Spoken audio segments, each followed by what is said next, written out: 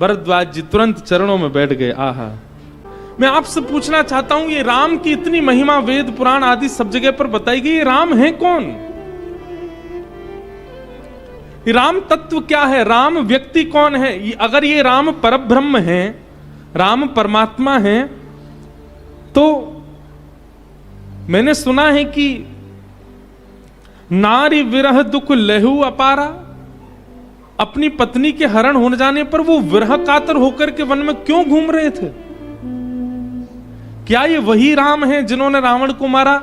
अगर ये वही राम है तो इनको मारने की आवश्यकता क्यों? परब्रह्म है वो, तो भ्रगुटी टेढ़ी करके किसी राक्षस को जन्म ही ना लेने दे। क्या ये वही राम है जो दशरथ के पुत्र हैं? क्या ये वही राम है जो सीता? और ये प्रश्न सुनकर के ही कहा बखानी, ऐसा ही संशय एक बार भवानी ने किया था, पार्वती जी ने किया था, और महादेव ने उनको जो सुनाया वही मैं तुमको सुना रहा हूं। प्रयागराज में भरद्वाज ऋषि के आश्रम में अब राम कथा का वाचन प्रारंभ हुआ। परंतु जैसे श्रीमद् भागवत में कृष्ण कथा सुनाई जाती है, वो बात अलग है कि हम पे समय नहीं रह ले, राम कथा सुननी होती है, ठीक वैसे ही मानस जी में, रामचरित्र में राम कथा प्रारंभ होने से पहले महादेव का चरित्र सुनाया जाता है, महादेव सती चरित्र सुनाया जाता है। इसे कहते हैं विषयांतर। और ये विषयांतर कई बार आगे की कथा को लग रहा है कि बिल्डिंग केवल बन के खड़ी हो गई, नहीं, उससे पहले बहुत कुछ किया गया था। ठीक वैसे ही माता जी अभी विराज जाओ, कथा के बाद विराज जाओ, सब लोग इधर देखो, इधर देखो। तो विषयांतर नहीं, वो खड़े खड़े अगर उनका भाव हो तो कर रहने दो, कोई नहीं। संग सती जग जननी भवानी, संग सती जग जननी भवानी, संग सती जग जननी भवानी, पूजे ऋषि अखिलेश्वर जानी, पूजे ऋषि अखिलेश्वर जानी, राम कथा मुनि वैज बखानी, राम कथा मुनि वैज बखानी, सुने महेश परम सुख मानी, सुनी महेश परम सुख मानी, ऋषि पूछी हरि भगति सुहाई, ऋषि पूछे हरि भगति। गए हैं। कुंभज ऋषि कौन है? अगस्त मुनि ही कुंभज ऋषि। पार्वती जी के चित्त में सत्संग की इच्छा हुई तो महादेव ने स्वयं नहीं सुनाया, एक ऋषि के यहां लेकर के गए। यह भी एक सद श्रोता का लक्षण है। स्वयं जानते हैं महादेव, परंतु मन में विचार आया कि हम कहीं ना कहीं इनके पति हैं, हमारे प्रति खूब श्रद्धा है, खूब भाव है, खूब समर्पण है, पर फिर भी राम जी के यश को हम सुनाएं तो कहीं हो सकता है लेश मात्र भी इनके चित्त में कोई अन्य भाव आ गया तो चरित्र के प्रति इनका अपराध बन जाएगा। इसलिए ऋषि के यहां लेकर के गए और कुंभज ऋषि के यहां लेकर के गए। अब यहां गोस्वामी जी के शब्द देखो, सब जानते हैं, पर जो नहीं जानते, जैसे कि मैं प्रथम वक्ता हूं, इसलिए मैं भी एक एक बात कहना चाहूंगा कथा में। गोस्वामी जी की लेखनी को बहुत ध्यान से सुनना है। ये सारे जितने भी चौपाइयां हम गा रहे हैं, इनमें शब्दों को देखना है। गोस्वामी जी क्या कह रहे हैं, शंकर जी अकेले नहीं गए, संग में कौन गए हैं? संग सती जग जननी भवानी, साथ में सती गई हैं। कौन है सती? केवल सती कह देते तो भी पूरी दुनिया समझ ही रही थी, पर उपमा देकर के कहा कौन? बोले जग जगनी भवानी, जननी भवानी, पूरे विश्व की जननी, पूरे विश्व की मां, पूरे विश्व की पालन करता श्री सती जी साथ में गई हैं। कुम्मज ऋषि ने जैसे ही देखा महादेव आए हैं, पार्वती जी आई हैं, आहा, तुरंत दंडवत प्रणाम किया, आरती करो, हमारे चरणों में ही लौट रहे हैं, तो हमको ही माला पहना रहे हैं, हमारे ही तिलक कर रहे हैं, हमारी आरती कर रहे हैं, ये तो हमारे सामने ही पूर्ण समर्पित भाव से बैठ गए जी, हमको कथा क्या सुनाएंगे? बंधुओं, एक बात याद रखिएगा, कभी भी किसी की दीनता पर ऐसा विचार मत कीजिएगा कि ये व्यक्ति शायद इतना योग्य नहीं है इसीलिए दीन बना है। नहीं, कभी किसी की दीनता पर इस प्रकार का प्रश्न मत कीजिएगा। आज सती जी से बहुत बड़ा अपराध हो गया एक भगवत वक्ता के लिए। वक्ता चाहे जैसा हो, भले ही आपसे उम्र में छोटा है, भले ही आपसे ज्ञान में भी इतना वयोवृद्ध नहीं है, भले ही आपसे धन में भी तीक्ष्ण है, वक्ता है, आपको उसको सम्मान देना होगा। आप वक्ता को सम्मान दीजिए, कथा अपने आप आपको परिवर्तित कर देगी। अगर वक्ता के प्रति आपका सम्मान का भाव नहीं है तो वही होगा जो सती जी के साथ में हो रहा है। संपूर्ण सती चरित्र में जो विचलनता आई है, जो डगमगाहट आई है, वो केवल इसलिए आई क्योंकि कथा और कथा के वक्ता के प्रति उनका ऐसा भाव हो गया। सती जी बोली, ये हमको क्या कथा सुनाएंगे, ये तो हमारी चरणों में लौट रहे हैं, हम तो इनसे जगदीश्वर के बारे में जानने आए थे, जे तो हमको ही जगदीश्वर मान रहे हैं, ये हमको क्या कथा सुनाएंगे। वक्ता के प्रति सूक्ष्म अपराध बन गया सती से। राम कथा मुनि वर्ज बखानी, सुनि महेश परम सुख मानी। महादेव की स्थिति तो ऐसी हो गई कि यहां कुम्मज ऋषि कथा सुना रहे हैं और महादेव भाव विह्वल होते जा रहे हैं। ऋषि पूछी हरि भगत सुभाई, कही शंभु अधिकारी पाई। महादेव अधिकारी हैं, इसीलिए उन्होंने जो भी कथा कुम्मज ऋषि ने सुनाई उसको प्रेम से श्रवण किया। कथा श्रवण करने, कुछ दिन तक कथा श्रवण करने के बाद मुनि सन विदा माग त्रिपुरारी, चले भवन संग दक्ष कुमारी। पहले क्या कह रहे थे? बोले कुम्भज ऋषि की यहां कथा सुनने के लिए जब आए तो संग में कौन आए? संग सती जग जननी भवानी। और अब कथा सुनने के बाद वापस जा रहे हैं तो गोस्वामी जी कह रहे हैं मुनि सन विदा माग त्रिपुरारी, चले भवन संग दक्ष कुमारी। अब सती नहीं है वो, अब जगनी भवानी नहीं है, अब जगत जननी नहीं है, अब कौन है? बोले दक्ष। दक्ष माने की अहंकार, उसकी पुत्री, अहंकार की बेटी अब साथ में जा रही है। क्यों? एक वक्ता का अपमान किया है, एक वक्ता के प्रति मानसिक अपराध किया है सती जी ने। श्री चैतन्य महाप्रभु से सीखिए। चैतन्य महाप्रभु के चरित्र में आता है कि वक्ता चाहे जैसा हो, उसके मुख से कृष्ण निकलता है ना, महाप्रभु जी वहीं बाहु विह्वल होकर के गिर पड़ते हैं। उन्होंने कभी भी वक्ता को किसी रूप या स्वरूप से आकलन नहीं किया। वक्ता है वो पूजनीय है, वंदनीय है। हम एक बात कहें, कथा चाहे कितनी अच्छी हो, वक्ता के प्रति केवल जब तक वो व्यासपीठ पर है तब तक सम्मान रखो। आप सब रखते हैं हमारे प्रति, हम अपने लिए नहीं कह रहे हैं ये बात, हम सबके लिए कह रहे हैं, चाहे कोई वक्ता हो दुनिया में।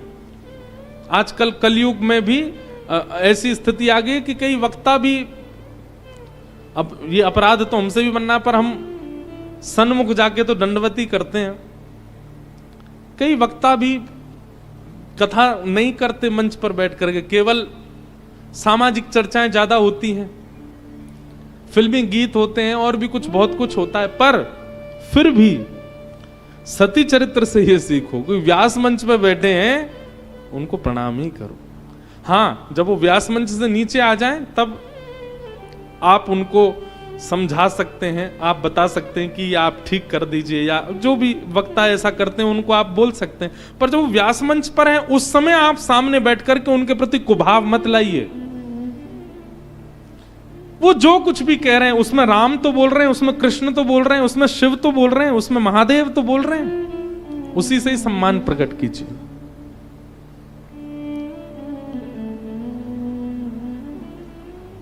आहा, जैसे ही महादेव कथा श्रवण करके आए, महादेव के तो नेत्र सजल थे। महादेव की तो स्थिति ऐसी है कि जब से कुंभज ऋषि के आश्रम से चले थोड़ी देर चलते हैं और फिर बैठ जाते हैं, और बैठ करके भाव में भर करके राम जी को स्मरण करके रोने लग जाते हैं।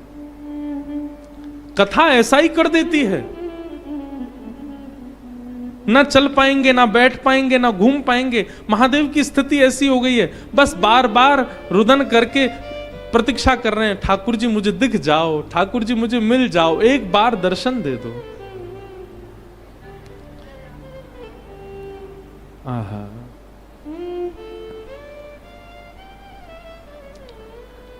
ते ही अवसर भंजन मही भारा, हरि रघुवंश लीन अवतारा, पिता वचन तजि राज उदासी, दंडक वन विचरत अविनाशी।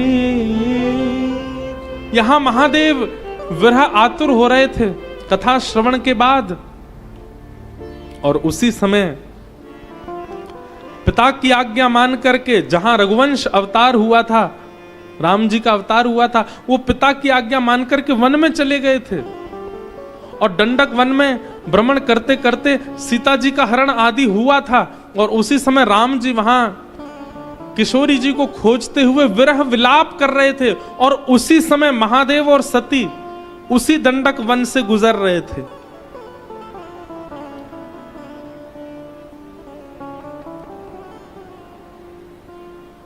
महादेव के चित्त में चली रहा था कि मुझे साक्षात दर्शन हो,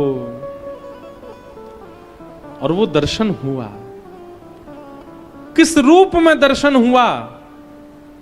विरह विकल नर इव रघुराई, खोजत विपिन फिरत दो भाई, कबहु जोग वियोग न जाके, देखा प्रगट विरह दुख ताके, शंभु समय तेहि राम ही देखा, उपजाहि अति हर्ष विशेषा। एक बात यहां समझने की है, कथा यदि पूर्ण तत्परता से श्रवण की गई होगी, वक्ता के प्रति जो सम्मान होना चाहिए, कथा के प्रति जो सजगता होनी चाहिए, जिस एकाग्र चित्त से कथा में, एक बात हम आपको कह दें, गलत मत मानिएगा, पर कथा जितनी देर चलती है उतनी देर यदि आप अपने मन से अस्थिर होते हैं, एक क्षण के लिए भी आप अस्थिर कथा से होते हैं, तो उसका बहुत बड़ा अपराध लगता है। और ये बात हम नहीं कह रहे हैं, महाराष्ट्र के संत हुए श्री नामदेव जी महाराज, श्री नामदेव जी महाराज अपने एक भाव में कहते हैं, एक अभंग में कहते हैं, नामदेव जी कहते हैं, दुनिया में सबसे बड़ा भगवत अपराध क्या है? दुनिया में सबसे बड़ा भागवत अपराध क्या है? कि कोई सत्संग चल रहा है और आप जाकर के वहां सो गए, ये सबसे बड़ा अपराध है। कौन कह रहे हैं? श्री नामदेव जी कह रहे हैं। आप कहोगे महाराज जी नाश्ता इतना भारी बन जाता है, सोफा मिल जाते हैं, क्या करें। पर आप आते हैं, मीठा मीठा स्वर लहरी, यहां पर सब गंधर्व जन देते हैं तो थोड़ी निद्रा आ जाती है। क्यों आती है? थिएटर में जब 500 रुपए की टिकट लेकर के जाते हैं और वहां अभद्र नृत्य कर रही होती है कोई गणिका, उसको देख के तो निद्रा नहीं आती। जब एक्टर की एंट्री होती है, ढाए ढाए काला चश्मा लगा के गोली मारता हुआ आता है, तब तो निद्रा नहीं आती आपको। घर में बैठ के सीरियल देखते हैं, तब तो निद्रा नहीं आती आपको। और जिसके श्रवण से पूरा जीवन मंगल होना है, वहां सो रहे हम आके। कई बार हमने कथा में कहा ठीक है कथा में आके सो जाओ तो भी कल्याण है, पर अब नहीं कहेंगे, क्योंकि जब से हमने नामदेव जी का अभंग सुना है तब से हमको ये बात सिद्ध हो गई। नामदेव जी कहते हैं सबसे बड़ा भगवत अपराध क्या है? सत्संग चल रहा है और एक वैष्णव बैठ करके कथा सुना रहे हैं और आप सो रहे हैं वहां पे, सबसे बड़ा अपराध। आप भले ही कितनी भी सेवा करते हैं, आप भले ही कितनी भी तीर्थ यात्रा करते हैं, लेकिन कथा के प्रति आपका यदि यह समर्पण नहीं कि आप वहां जागृत अवस्था में रह सको। कई लोग घूम घूम के देख रहे हैं कौन कौन सो रहा है।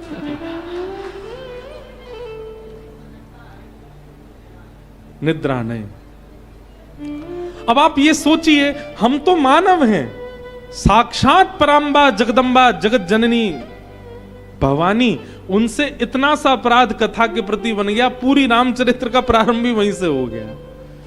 सीता सती वियोग ही वहीं से प्रारंभ हो गया। कितना कुछ बिगड़ गया केवल कथा के प्रति असम्मान करने से।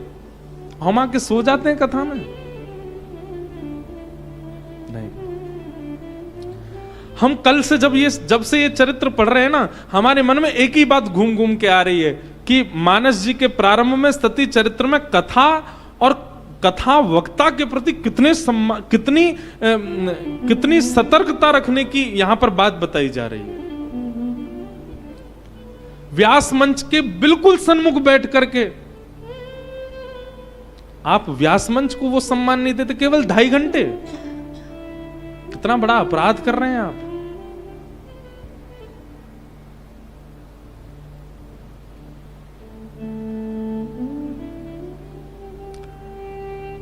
और वहीं आप महादेव को देखिए।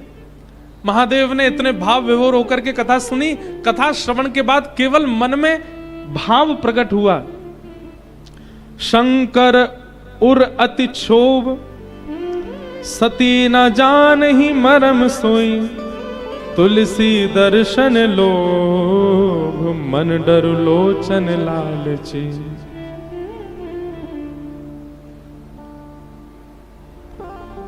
शंकर जी को बहुत क्षोभ है इस बात का कि सती मेरे साथ गई और इसने कथा को भाव से श्रवण नहीं किया। लेकिन शंकर जी के चित्त में है कि मुझे राम जी का दर्शन हो जाए। और उसी अवसर विरह विकल नर इव रघुराई, कथा में सजग रहने का यह फल मिला है कि कथा विश्राम होते ही कुछ ही क्षणों में ही राम जी का प्रत्यक्ष दर्शन हो गया। महादेव को दिख गए सामने। आहा, जैसे ही दिखे हैं राम जी दूर से दिखने लगे। और राम जी की स्थिति क्या है? विरह व्याकुल हैं राम जी।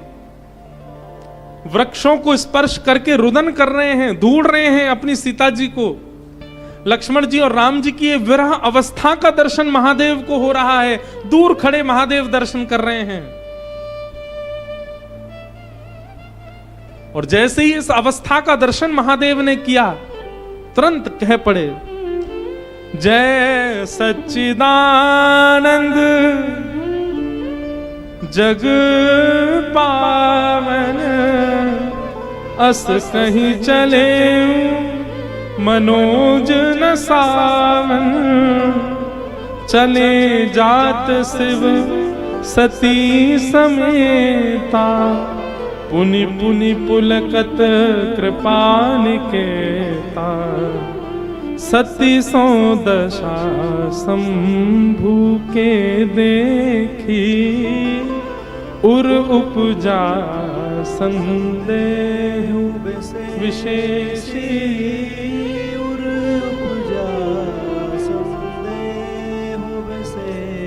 राम जी को देख करके महादेव जय सच्चिदानंद, जय जगत पावन, जय सच्चिदानंद, जय जगत पावन जय जयकार करने लगे। और दूर से ही राम जी को देख करके कहीं लीला में विघ्न ना हो, कहीं राम जी के इस क्रम में बाधा ना बनूं, दूर से ही दंडवत करने लगे, दूर से ही प्रणाम करने लगे।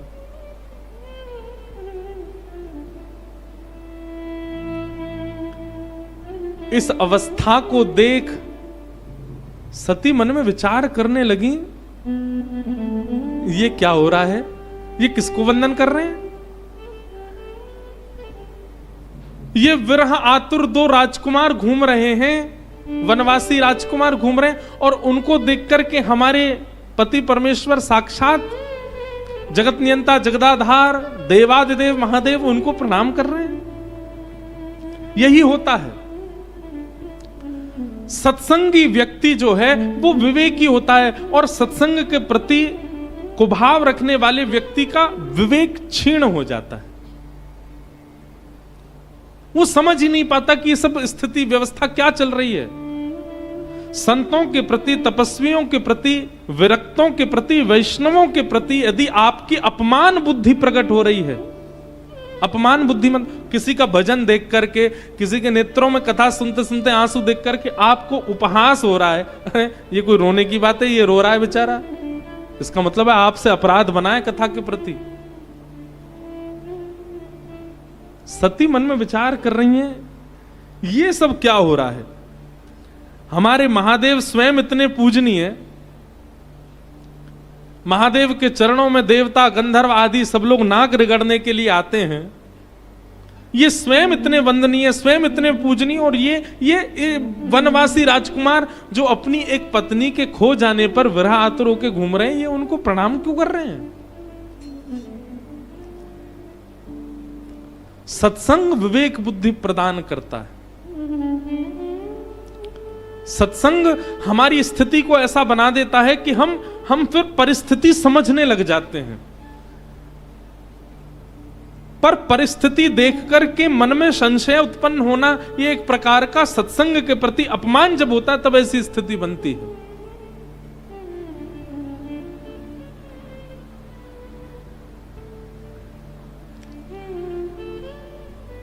महादेव से पूछा, ये कौन है आप जिनको प्रणाम कर रहे हैं?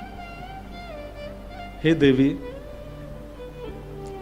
जासु कथा कुंभज ऋष गाई, जो कथा हम अगस्त मुनि के यहां सुन करके आए हैं, जहां तुम और मैं बैठ करके कुंभज ऋषि से सुन रहे थे, जासु कथा कुंभज ऋष गाई, भगति जासु में मुनि सुनाई, सोमम इष्ट देव रघुवीरा,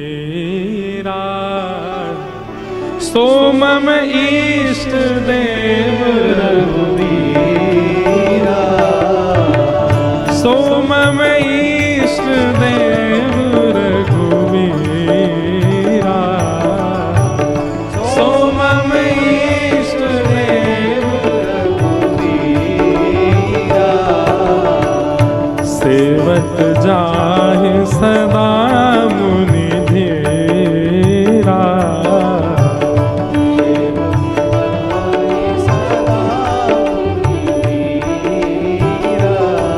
मुनि धीर जोगी सिद्ध संतत विमल मन जिहि ध्यावहि, कहि नेति नेग मुरान आगम जासु कीरत गावहि, सोई राम व्यापक ब्रह्म भुवन निकाय पतित माधनी, अब तरहु अपने भगत हित तंत्र नित रघुकुन बनी, हे से मम इष्ट देव रघुवीरा, सोई मम इष्ट देव रघुवीरा, से मम इष्ट देव रघुवीरा, से मम इष्ट देव रघुवीरा। अरे देवी, तुम पहचानी नहीं इनको?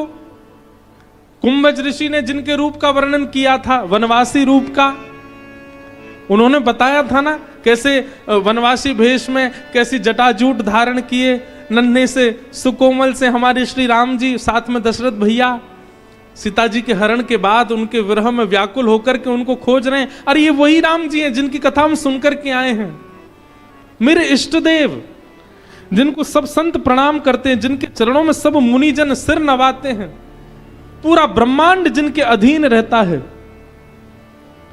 ये वही हैं।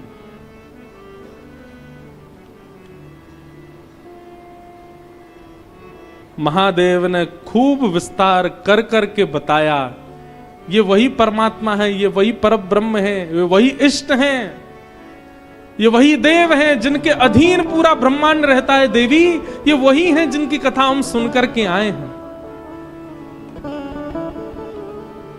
लागना उर उपदेश यद्यपि कहूं शिव बार बहु, बोले बिहस महेश हरि माया बलु जान जी।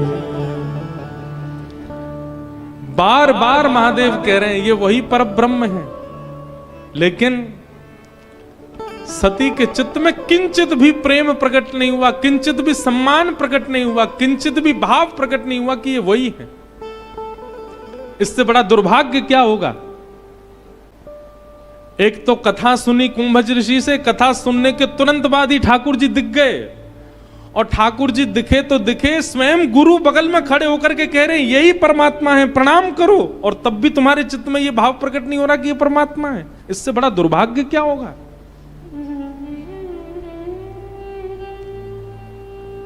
अरे कोई गुरु बताए, कोई माता पिता बताएं, भाई बंधु बताएं कि परमात्मा, उनके प्रति भाव उत्पन्न ना हो, समझ में आता है। क्या सती जानती नहीं है कि साक्षात देवादिदेव महादेव हैं? ये इशारा करके कह रहे हैं कि परमात्मा सामने है, तो मुझे इसमें कोई विचार करना ही नहीं चाहिए। महादेव अंकित करके कह रहे हैं कि सामने जो चल रहे हैं ये परमात्मा है, पर सती का विश्वास नहीं हो रहा है। और इन सब के पीछे कारण केवल और केवल कथा के प्रति और वक्ता के प्रति जो अपराध बना, स्वयं महादेव के बताने पर भी ठाकुर जी का दर्शन नहीं हो रहा है।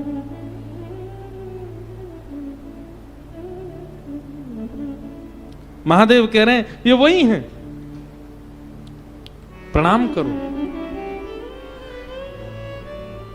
सीता जी बोली क्षमा करें, सती बोली हमें तो इनके अंदर एक भी परमात्मा का तत्व दिख ही नहीं रहा है, परम तत्व का किंचित भी दर्शन नहीं हो रहा है। महादेव बोले अच्छा देखो, एक एक नामापराध, 10 प्रकार के नामापराध होते हैं। उन 10 नामापराधों में एक अपराध पता कौन सा है? एक बार किसी को बता दिया कि ये परमात्मा है, ये रामेश्वर भगवान है, ये रामेश्वर तीर्थ है, एक बार बताने के बाद भी सामने वाला व्यक्ति वहां अपराध कर ही रहा है, वो उस महिमा को जान नहीं पा रहा, समझ नहीं पा रहा, और आप दोबारा उसकी महिमा बता रहे हैं, ये एक अपराध है। एक बार बताने पर यदि कोई व्यक्ति नहीं समझ रहा है भगवत तत्व के प्रति, तो दोबारा उपदेश नहीं करना चाहिए। अगर आप दोबारा उपदेश करेंगे तो वो आपसे अपराध बनेगा। फिर एक बार में यदि कोई मान जाए, समझ जाए, ठाकुर जी के तत्व को पहचान जाए तो अच्छा। अगर वो एक बार सुनने के बाद भी ठाकुर जी के समीप जाकर के अपराध कर रहा है, तो पुनः आपको उसके सामने बोलना नहीं है। महादेव ने वही किया, पर महादेव ने तो यहां पर लिखा है कि बार बार समझाया, 2-4 बार कहा, सती हैं, जगदम्बा हैं, मान जाएंगी, समझ जाएंगी। पर जब भी सती नहीं मानी, नहीं समझी, प्रणाम कर भी रही हैं तो केवल दिखावे में कर रही हैं, मन से नहीं कर रही हूं। महादेव तो सब जानते हैं। महादेव समझ गए कि जब ये मेरे बताए भाव को भी नहीं समझ पा रही हैं, मैं जब कह रहा हूं कि परमात्मा तो भी नहीं जान पा रही, तो अब और क्या करूं मैं।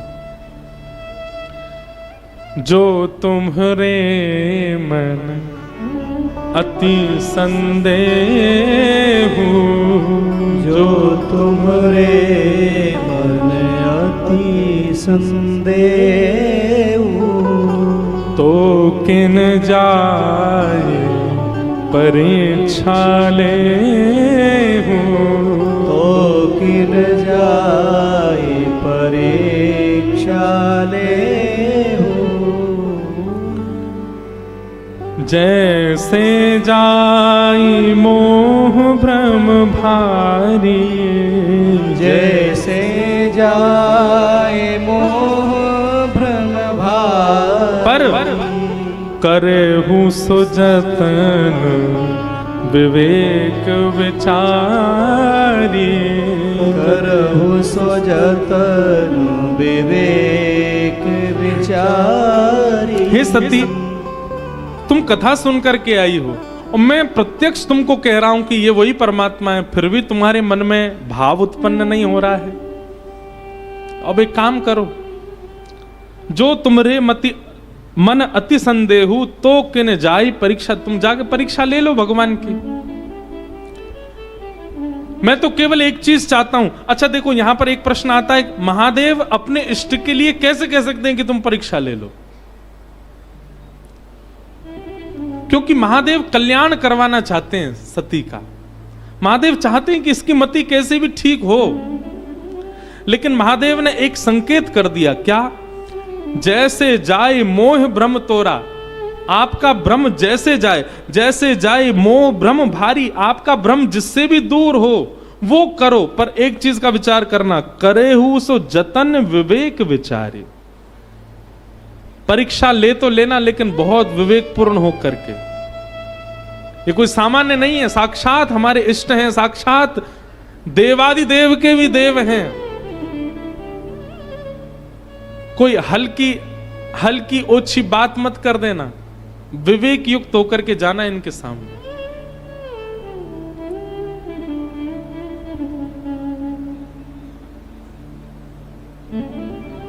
महादेव समझ गए अब इनका कल्याण नहीं होगा। क्यों? इतनी बार, और ये कोई प्रकरण बहुत दिनों तक का नहीं है, कुछ ही दिनों का है। इतने दिन के प्रकरण में भी ये भगवत दर्शन नहीं कर पा रही, समझ पा रही, तो निश्चित है अब इनका कल्याण नहीं हो पाएगा। मैं स्वयं बता रहा हूं, परमात्मा है सामने, तो भी नहीं समझ रही है, अब इनका कल्याण संभव नहीं है। और दूसरी बात, अब एक बात यहां और आती है कि महादेव ने कहा जाओ परीक्षा ले लो। ये एक अंतिम बार महादेव ने चेक करना चाहा कि सती ठीक है कि नहीं। महादेव सोच रहे हैं कि अब इसका कल्याण नहीं होगा, लेकिन ये ना उठे और हाथ जोड़ के कहे नहीं अब आप कह ही रहे हैं तो मैं मान लेती हूं, तो समझ जाऊंगा कि चलो एक बार और कथा सुनाएंगे तो शायद अब कल्याण हो जाएगा।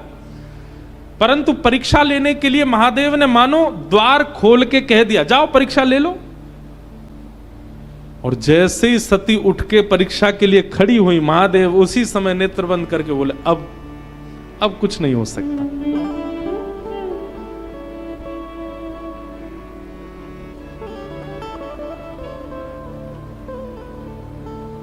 पुन पुन हृदय विचार करी धरि सीता के रूप, आगे हो चली पर। महादेव तो कह रहे हैं कि विवेक युक्त होकर के जाना, देव तो कह रहे हैं कि विवेक युक्त होकर के जाना, लेकिन सती कह रही है कि महादेव ने पहले ही कहा था छोटी मोटी परीक्षा मत लेना, लेनी है तो बड़ी लेना। तो बार बार सोचा क्या करूं क्या करूं क्या करूं।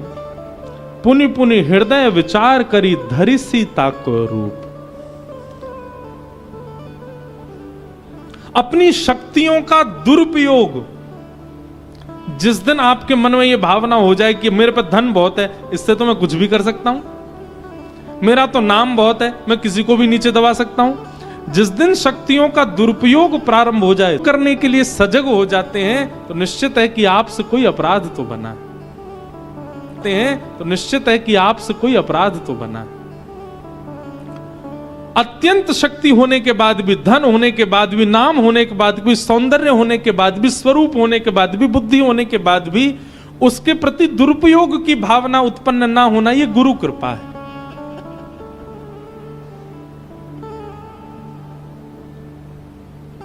हम पे रूप बहुत सुंदर है, हम तो किसी को भी अपना बना सकते हैं, यह दुरुपयोग है रूप का। मुझ पर धन बहुत है, मैं तो कुछ भी कर सकता हूं, मैं चाहूं तो ये भी ऐश कर सकता हूं, ये भी मौज कर सकता हूं, ये दुरुपयोग है। मैं तो बहुत बुद्धिमान हूं, मैं बुद्धिमत अपनी बुद्धि से अपनी स्तुति लिख करके दुनिया से गब्बा दूंगा, लाओ मेरी स्तुति गाओ। शक्ति का दुरुपयोग करने की इच्छा जिस समय प्रकट हो जाए, समझ जाना आपके गुरु आपसे नाराज बैठे हैं, इसीलिए शक्ति का दुरुपयोग कर रहे हो। सती के पास में ये योग्यता है कि वो रूप बदल सकती हैं।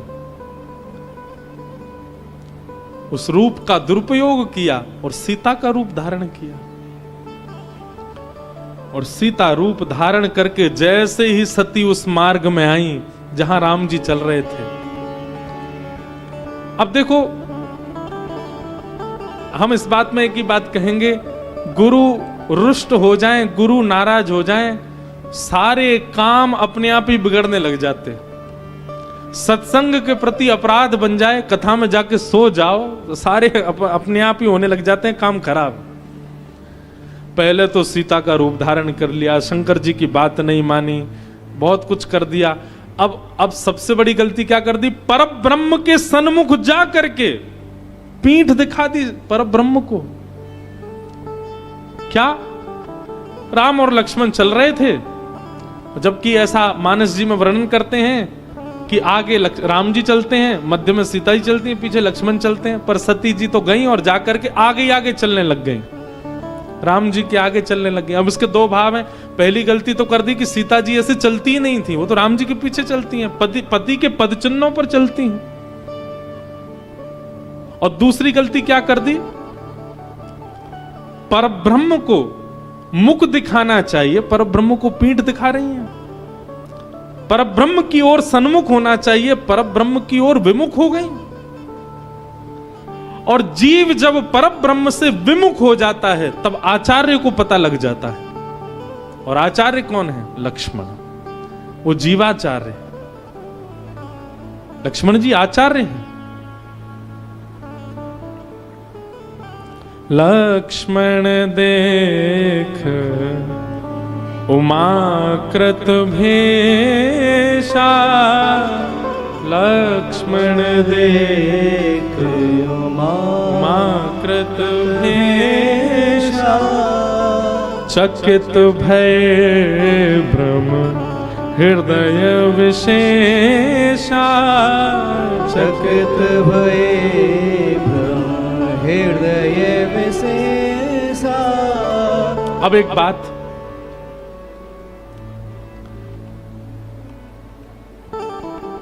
लक्ष्मण जी के मन में, लक्ष्मण जी सबसे पहले पहचान गए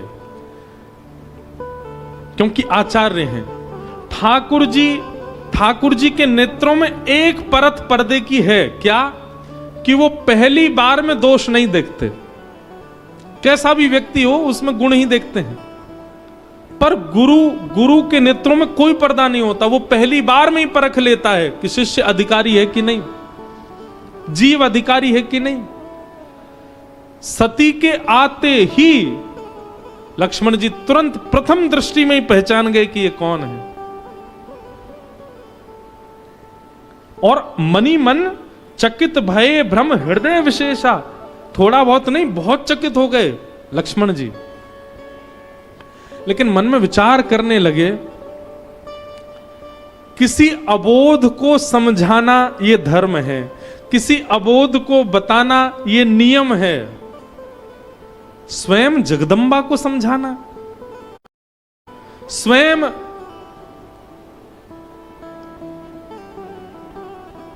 हर की पत्नी को समझाना, यह कैसे हो सकता है। किसी अज्ञानी को समझाया जा सकता है, किसी अयोग्य को समझाया जा सकता है, परंतु ये तो परिपूर्ण योग्य हैं, और परिपूर्ण योग्य भी जिनसे योग्यता की शिक्षा लेते हैं ये तो वो हैं, इनको मैं क्या समझाऊं।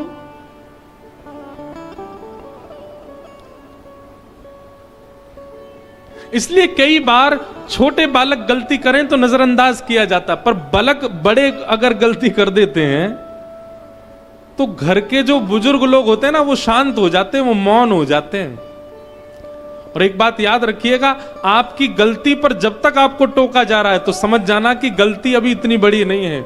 जिस समय गलती पर टोका ना जाए, समझ जाना गलती नहीं, अपराध किया है आपने।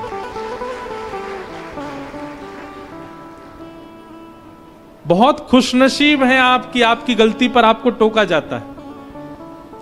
पर आपके गलती पर जिस दिन टोकना बंद कर दें बड़े लोग, समझ जाना अब आप अपराध कर रहे हो, और अपराध का फल नाश होता है। लक्ष्मण जी जान गए हैं कि ये तो सती हैं, लेकिन कहे नहीं कुछ भी। कही न सकत कछु अति गंभीरा, प्रभु प्रभाव जानत मत धीरा।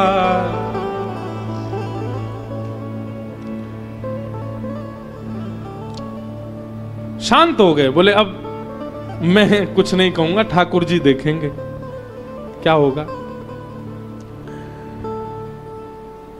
जब प्रथम दृश्य में आचार्य ने कुछ नहीं कहा, तब ठाकुर जी की परत खुली, और ठाकुर जी ने जब सती को देखा, देखते ही पहचान गए, और पहचान करके संपूर्ण भाव समझ में आ गया ठाकुर जी को। महादेव ने भी समझाया, कथा भी सुन के आई हैं, ऋषि को प्रणाम करके भी आई हैं, तब भी मेरे प्रति इनका भाव प्रकट नहीं हो रहा है, क्या करें।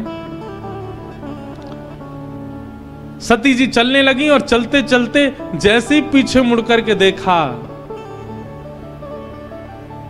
राम जी हाथ जोड़ करके खड़े हैं, और क्या कह रहे हैं, जोरी पानी प्रभु कीन प्रणाम, जोरी पानी प्रभु कीन प्रणाम। पिता समेत लीन निज नाम, पिता समेत लीन निज नाम। जैसे ही सती ने पीछे मुड़ करके देखा, हाथ जोड़ करके राम जी प्रणाम करते हैं, और प्रणाम करके क्या कह रहे हैं, मैं अवधेश कुमार, मैं दशरथ नंदन राम आपके श्री चरणों में प्रणाम करता हूं। सती जी के तो महाराज रक्त ठंडा पड़ गया पूरे शरीर का, बोले ये मुझे प्रणाम क्यों कर रहे हैं। अच्छा देखो, आचार्य का स्वभाव होता है कि जब जीव से गलती होती है तो आचार्य डांटते हैं, फटकारते हैं, पर ठाकुर जी का स्वभाव कैसा है, जीव को अपनी गलती का बोध भी हो जाए और रोष भी ना करना पड़े, ये एक शुद्धि व्यक्ति का लक्षण होता है। रोष भी ना करना पड़े और सामने वाले को अपनी गलती का अनुभव हो जाए। महादेव ने हाथ जोड़ के प्रणाम किया और कहा कि मैं दशरथ नंदन कौशल्या नंदन राम आपको प्रणाम करता हूं।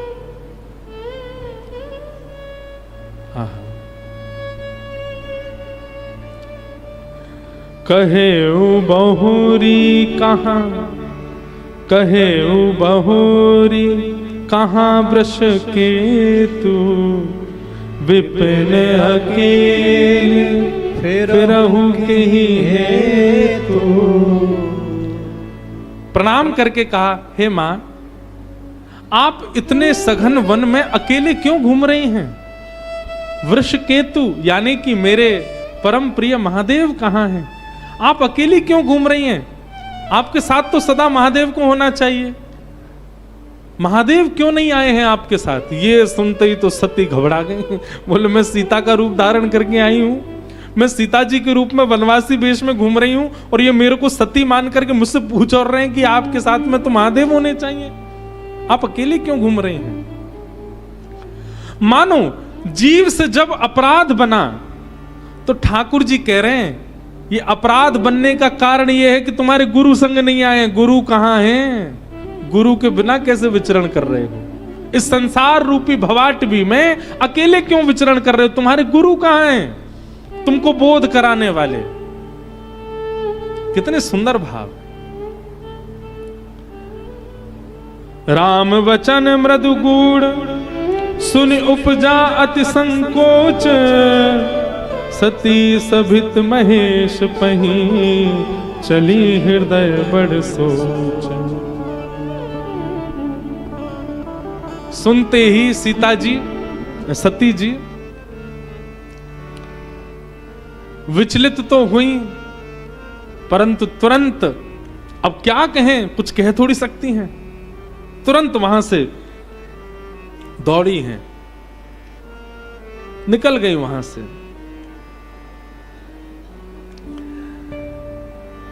राम जी ने मन में विचार किया, ये आई तो हैं, थोड़ी इनको लीला दिखा दी जाए।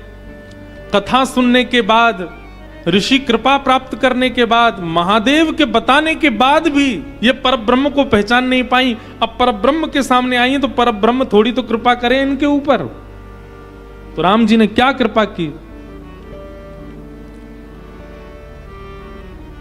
जाना राम सती दुख पावा, जाना राम सती दुख पावा, निज प्रभाव कछु प्रगति जनावा, निज प्रभाव कछु प्रगट जनावा।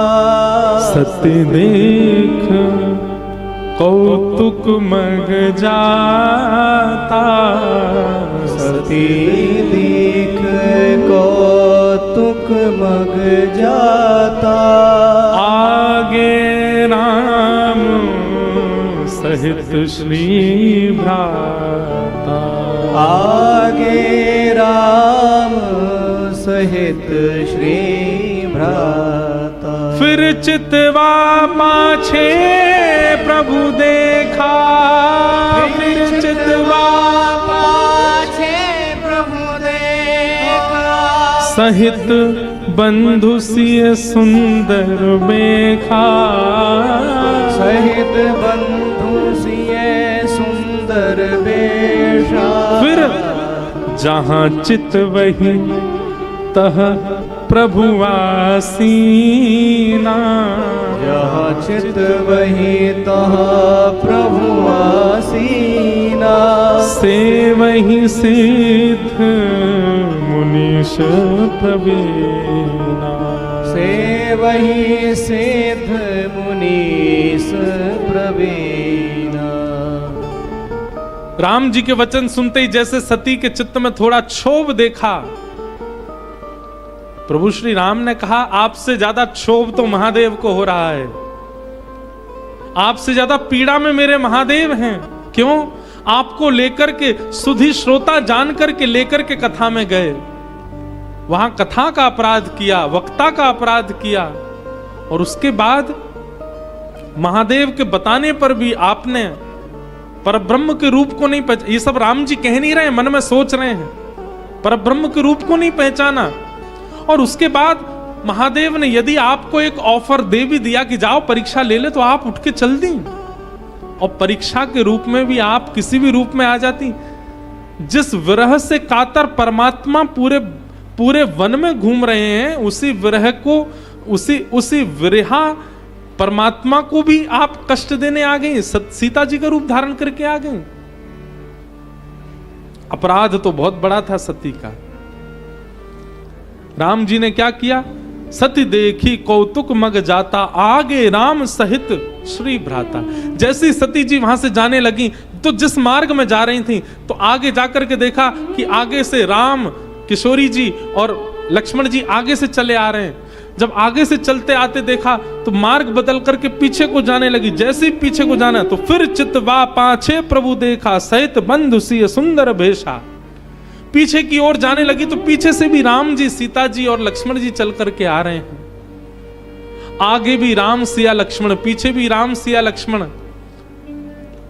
सती जी तो इतनी घबरा गई, अब तो जहां चित वहीं तहां प्रभु आसीना। जहां जहां जा रही हैं, जहां जहां देख रही हैं, वहां राम सिया लक्ष्मण, राम सिया लक्ष्मण, राम सिया लक्ष्मण। कण कण में राम सिया लक्ष्मण का दर्शन करा दिया।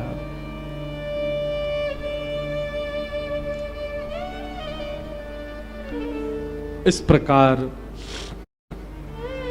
प्रभु ने अपनी व्यापकता का अनुभव सती को करवा दिया।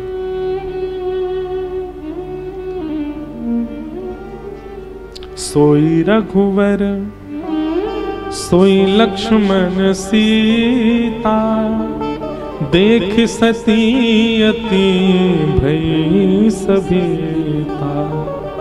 हृदय कंप तन सुधि न कछु नाही, नयन मूदी बैठी मगमाही। सब जगह जब राम राम राम राम लक्ष्मण सीता जी को देखने लगी, हृदय कंपित होने लगा, हाथ कांपने लगे। नीचे नजर करके सती बैठ गई, मुख बंद करके जब बैठ गई, नेत्रों पर हाथ रख करके जब बैठ गई। बहुरी विलोकत नैन उघारे, कछु न दीख तहां दक्ष कुमारी। और थोड़ी देर बाद जब नेत्र खोल करके देखा तो सब अंतर जा, अब कुछ नहीं दिख रहा है। बार बार राम जी को प्रणाम करने लगी और उस तरफ चल पड़ी जहां महादेव बैठे थे। अब अपराध तो बन गया है। महादेव के पास पहुंच गई। ध्यान अवस्था में बैठे हैं महादेव। सती दौड़ी दौड़ी आई हैं। अच्छा, एक बात आपको एक बात मैं कहना चाहूंगा। पढ़ते समय मेरे मन में जो भाव आया वही मैं कह रहा हूं। आप सती जी के प्रति बिल्कुल भी अपने चित्त में को भाव मत ले आइएगा। कभी कभी हमारे श्रेष्ठ जन, हमारे आचार्य जन जानबूझ करके ऐसी लीला करते हैं ताकि हम सावधान हो जाएं, ताकि हम उस क्रिया को ना करें। जैसे छोटा बालक होता है ना, वो बार बार धूप में जा रहा है खेलने के लिए, बार बार घर से बाहर निकलने को जिद करता है, तो मां क्या करती है? उस बालक को बैठा के उसके सामने अभिनय करती है, स्वयं दौड़ करके जाती है और धूप में खड़े होकर के फिर अपने पैर पकड़ के उसको बालक को हो ताता ताता, और फिर ऐसे करके उसको दिखाती है। तो बालक को कहीं ना कहीं संकेत मिल जाता है कि वहां जाने से मुझे ताता हो जाएगी, और फिर वो बालक स्वयं मां को कहता हूं ताता। मां कहती हां मां ताता। ठीक वैसे ही सती सामान्य नहीं है, पर मुझे और आप सबको संभालने के लिए मां ये अभिनय कर रही है। मैं और आप कहीं भटक ना जाएं, या हमारे जैसे जीव कहीं इस मार्ग पर आकर के कहीं अपने मार्ग से च्युत ना हो जाएं, इसलिए मां ये लीला कर रही है। मेरे मन में ऐसा भाव आया कि नहीं, सती ऐसा नहीं कर सकती। सती के मन से ये सब जो हो रहा है, ये सब केवल मुझे और आपको समझाने के लिए। इसलिए किंचित भी कुभाव मत ले आइएगा। और इसका रहस्य तो आगे हम बताएंगे आपको कि ये सब लीला हो क्यों रही है। सती गई, महादेव ने जैसे सती जी को देखा और सती जी को देख करके थोड़े मंद हंसे और कुशलाई पूछी, कहिए ले लिया आपने परीक्षा? किस विधि से परीक्षा लेकर के आई हैं आप? जरा हमें विधि तो बता दीजिए, कैसे परीक्षा ली हमारे इष्ट की?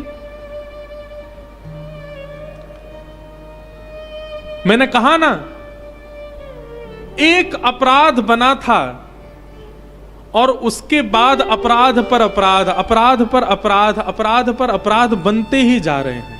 और वो एक अपराध केवल कथा के प्रति था। एक कथा के प्रति बना हुआ अपराध कितने अपराध करवा रहा है। इन सबको करने के बाद भी यदि सती अपनी गलती मान लेती तो शायद कुछ संभल सकती थी बात। और सती क्या कहती है? कछु न परीक्षा लीन गोसाई, मैंने कोई परीक्षा नहीं ली। अब ये तो रहा झूठ, और इस पर फिर दुगना झूठ क्या बोला, कीन प्रणाम तुम्हारी नाय। आप तो दूर से प्रणाम कर रहे थे, आप तो दूर से ही सघन कुंज से देख के प्रणाम कर रहे थे, मुझे इतनी दूर से प्रणाम करने में सुख नहीं मिला। मैंने कहा मैं तो सामने जाके प्रणाम करूंगी, तो मैं तो पास जाके प्रणाम करके आई हूं। झूठ बोल दिया। हमारे शास्त्रों में एक श्लोक है, जाढ्यम धियो हरति सिंचति वाच सत्यम मानोन्नति दिशतु पापम पाकरोति लक्ष्मी तनोति वितनोति च दिक्षु कीर्ति सत्संगति कथय किम न करोति पुंसाम। सत्संग मानव को क्या प्रदान करता है? यदि ये लक्षण आपके अंदर नहीं प्रकट हुए तो इसका मतलब आपने सत्संग नहीं किया।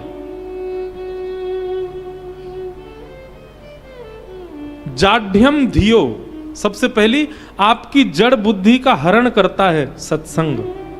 आपकी बुद्धि कैसी हो जाती है? चैतन्य हो जाती है, जिसको हम अंग्रेजी भाषा में कहें ब्रॉड माइंडेड।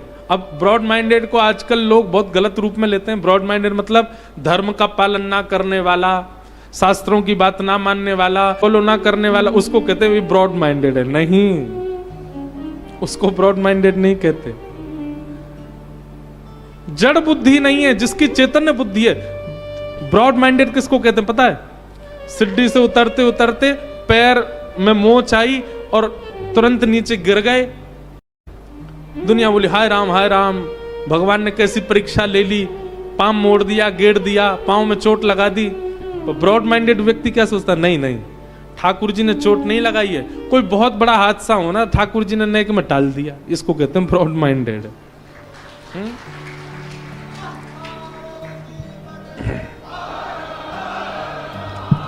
आजकल के लड़का लड़की नेक बड़े होते ही माता पिता को ज्ञान देने लग जाते हैं, और माता पिता यूं सोचने लग जाएं, ओहो कैसी संतान हमारे घर में जन्मी। नहीं, वो ब्रॉड माइंडेड किसको कहते हैं? कोई बात नहीं। हमारे बालकों का ऐसा स्वभाव हो गया है, ठाकुर जी मानो हमको संकेत कर रहे हैं कि असली बालक तो मैं ही हूं तुम्हारा, इनके पीछे क्या पड़ो, मुझसे ही प्रेम कर लो। मतलब हर स्थिति को सकारात्मक दृष्टि से देखने वाले व्यक्ति को कहा जाता है ब्रॉड माइंडेड,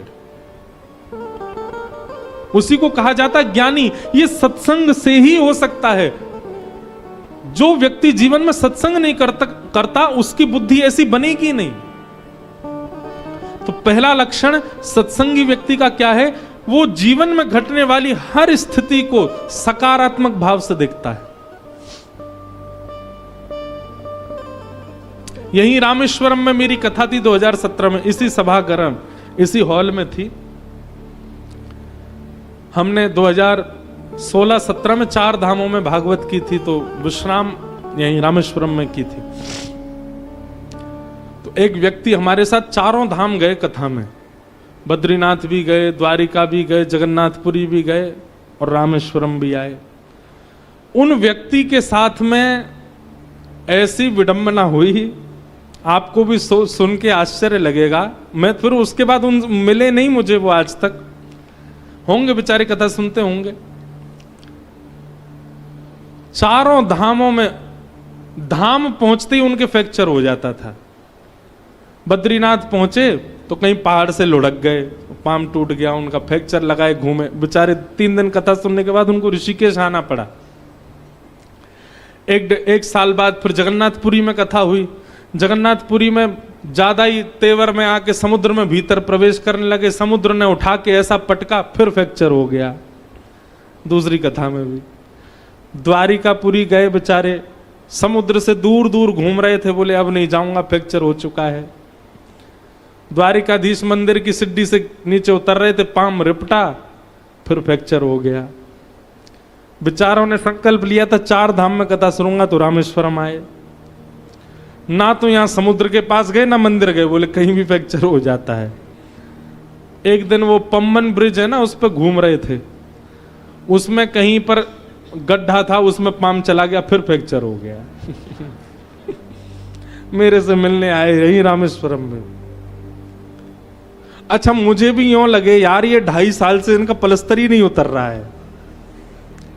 और रोते रोते बोले, महाराज जी मैंने ऐसा कौन सा अपराध किया, मैंने 4 धाम आपकी कथा सुनी और 4 बार मेरे फ्रैक्चर हो गया।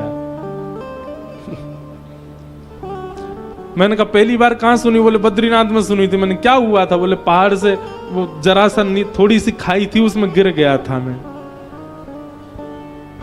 मैंने कहा ये सोचो, आपने 4 धाम का संकल्प नहीं लिया होता तो वहीं गोविंदाय नमो नमः हो जाना था आपका। पर कहीं ना कहीं आपके पूर्व के प्रारब्ध, पूर्व के कर्म इतने बलवान थे कि आपकी मृत्यु तो निश्चित वहीं थी, पर आपने 4 धाम का संकल्प ले रखा। तो ठाकुर जी ने कही 4 धाम इसके करवा तो दें, पर मृत्यु योग जो बना हुआ है उसको क्या करें? बोले वो फ्रैक्चर के रूप में देते रहो। मैंने अब नहीं होगा, इसको सकारात्मक रूप से ले लिया कि वो मृत्यु योग था, वो एक तन भंग के रूप में आता गया, 4 धामों में आया। मैंने कहा अब आप मृत्यु योग से ठीक हो गए हो, अब जब आपका समय आएगा तभी मृत्यु आएगी, पूर्व में मृत्यु नहीं होगी। अब ऐसी विचारधारा कब रखी जा सकती? जब व्यक्ति सत्संगी हो।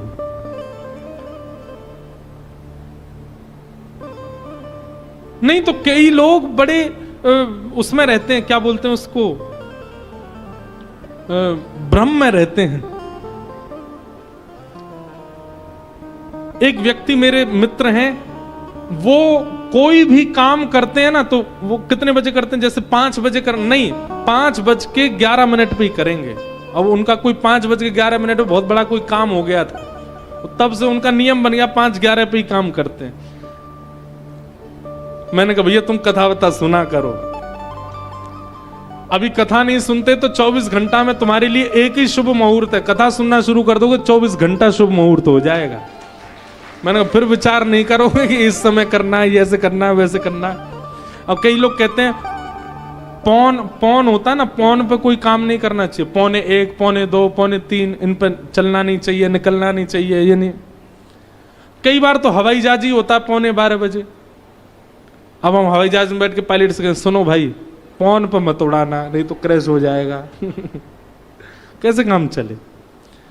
ठीक है मानो तो सब हो जाएगा, लेकिन जिसके ऊपर हरि कृपा होती है, कथा कृपा होती है, सत्संग की कृपा होती है,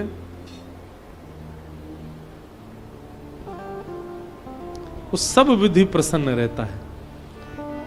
श्याम प्यारे से जिसका संबंध है, श्याम प्यारे से जिसका संबंध है, राम प्यारे से जिसका संबंध है, राम प्यारे से जिसका संबंध है, उसको हर घड़ी आनंद ही आनंद है, उसको हर घड़ी आनंद ही आनंद है, उसको हर घड़ी आनंद ही आनंद है, उसको हर घड़ी आनंद ही आनंद है। श्याम प्यारे से जिसका संबंध है, श्याम प्यारे से जिसका संबंध है, मुरली वाले से जिसका संबंध है,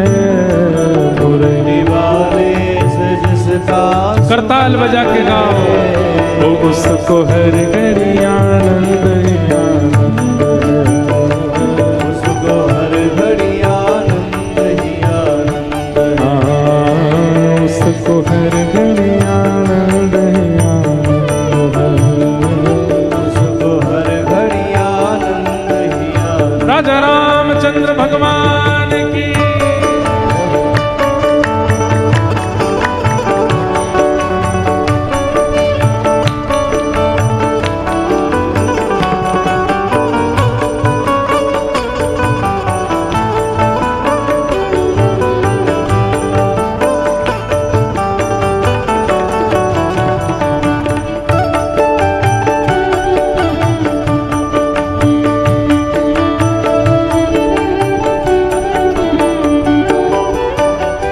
झूठी ममता से करके किनारा, झूठी ममता से करके किनारा, झूठी ममता से करके किनारा, झूठी ममता के सच्चे प्रभु का सहारा, लेके सच्चे प्रभु का सहारा, लेके सच्चे प्रभु का सहारा, लेके सच्चे प्रभु का सहारा, जो उसी की रजा में रजामंद है, जो उसी की रजा में रजामंद है, जो उसी की रजा में रजामंद है, जो उसी की रजा में रजामंद है, तो उसको हर घड़ी आनंद ही आनंद, उसको हर घड़ी आनंद ही आनंद है, उसको हर घड़ी आनंद ही आनंद है, उसको हर घड़ी आनंद ही आनंद है। वो संत ऋषियों की वाणी को माने, संत ऋषियों की वाणी को माने, संत ऋषियों की वाणी को माने, ऋषियों की वाणी को माने, वो प्रेम भक्ति की महिमा को जाने, प्रेम भक्ति की महिमा को जाने, ओ प्रेम भक्ति की महिमा को जाने, प्रेम भक्ति की महिमा को जाने, जो संतों की ऋषियों की कथा वक्ताओं की गुरुजनों की बात मानता है, प्रेम भक्ति के पथ पर चलता है, उसके हृदय में बाल मुकुंद है, उसके हृदय में बाल मुकुंद है, उसके हृदय में बाल मुकुंद है, उसके हृदय में बाल मुकुंद है, उसको हर घड़ी आनंद ही आनंद है, उसको हर घड़ी आनंद ही आनंद है, उसको हर घड़ी आनंद ही आनंद है, उसको हर घड़ी आनंद ही आनंद है। ओ श्याम प्यारे से जिसका संबंध है, श्याम प्यारे से जिसका संबंध है, श्याम प्यारे से जिसका संबंध है, प्यारे से जिसका संबंध है, उसको हर घड़ी आनंद ही आनंद है, उसको हर घड़ी आनंद ही आनंद है, उसको हर घड़ी आनंद ही आनंद है, उसको हर घड़ी आनंद ही आनंद है। ओ राजा राम राम राम सीता राम राम राम, राजा राम राम राम सीता राम राम राम, राजा राम राम राम सीता राम, का भाव से राजा राम राम राम सीता राम, हे राजा राम राम राम, राजा राम राम राम, राजा राम राम राम सीता राम राम राम, राजा राम राम राम सीता राम राम राम, राजा राम राम राम, हे राजा राम राम राम, राजा राम राम राम, सीता राम राम राम, राजा राम राम राम, राजा राम राम राम, राजा राम राम राम सीता राम राम, हे राजा राम राम राम, राजा राम राम राम, राजा राम राम राम, सीता राम राम राम, राजा राम राम, राम राजा राम राम राम, राजा राम राम राम सीता हे राजा राम राम राम, राजा राम राम राम,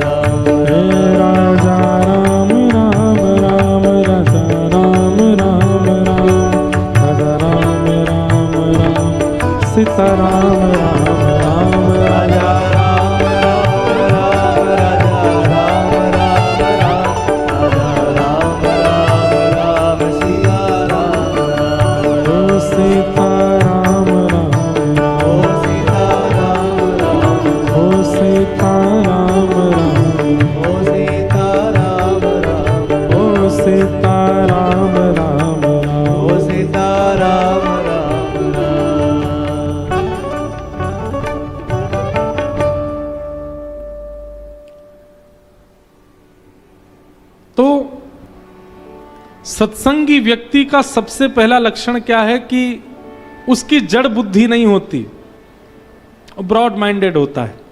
अपने जीवन में घटने वाली हर स्थिति को भगवत भाव समझ करके सब में सकारात्मक बुद्धि रखता है।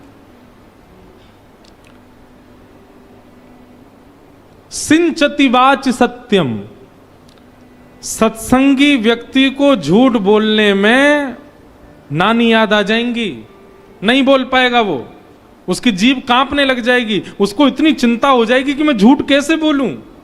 सत्संगी व्यक्ति सामान्य झूठ, बच्चों के सामने कुछ झूठ बोले आदि मजाक में, वो बात अलग है, पर कोई बहुत बड़ी बात पर झूठ, जो कि संसार के लोग ऐसे ही बोल देते हैं, नहीं बोल पाएगा सत्संगी व्यक्ति। उसकी जीभ कांपने लगेगी, उसका हृदय कंपित हो जाएगा, वो रात भर सो नहीं पाएगा झूठ बोलने के बाद। ये सत्संगी व्यक्ति का लक्षण है। सिंचति वाच सत्यम,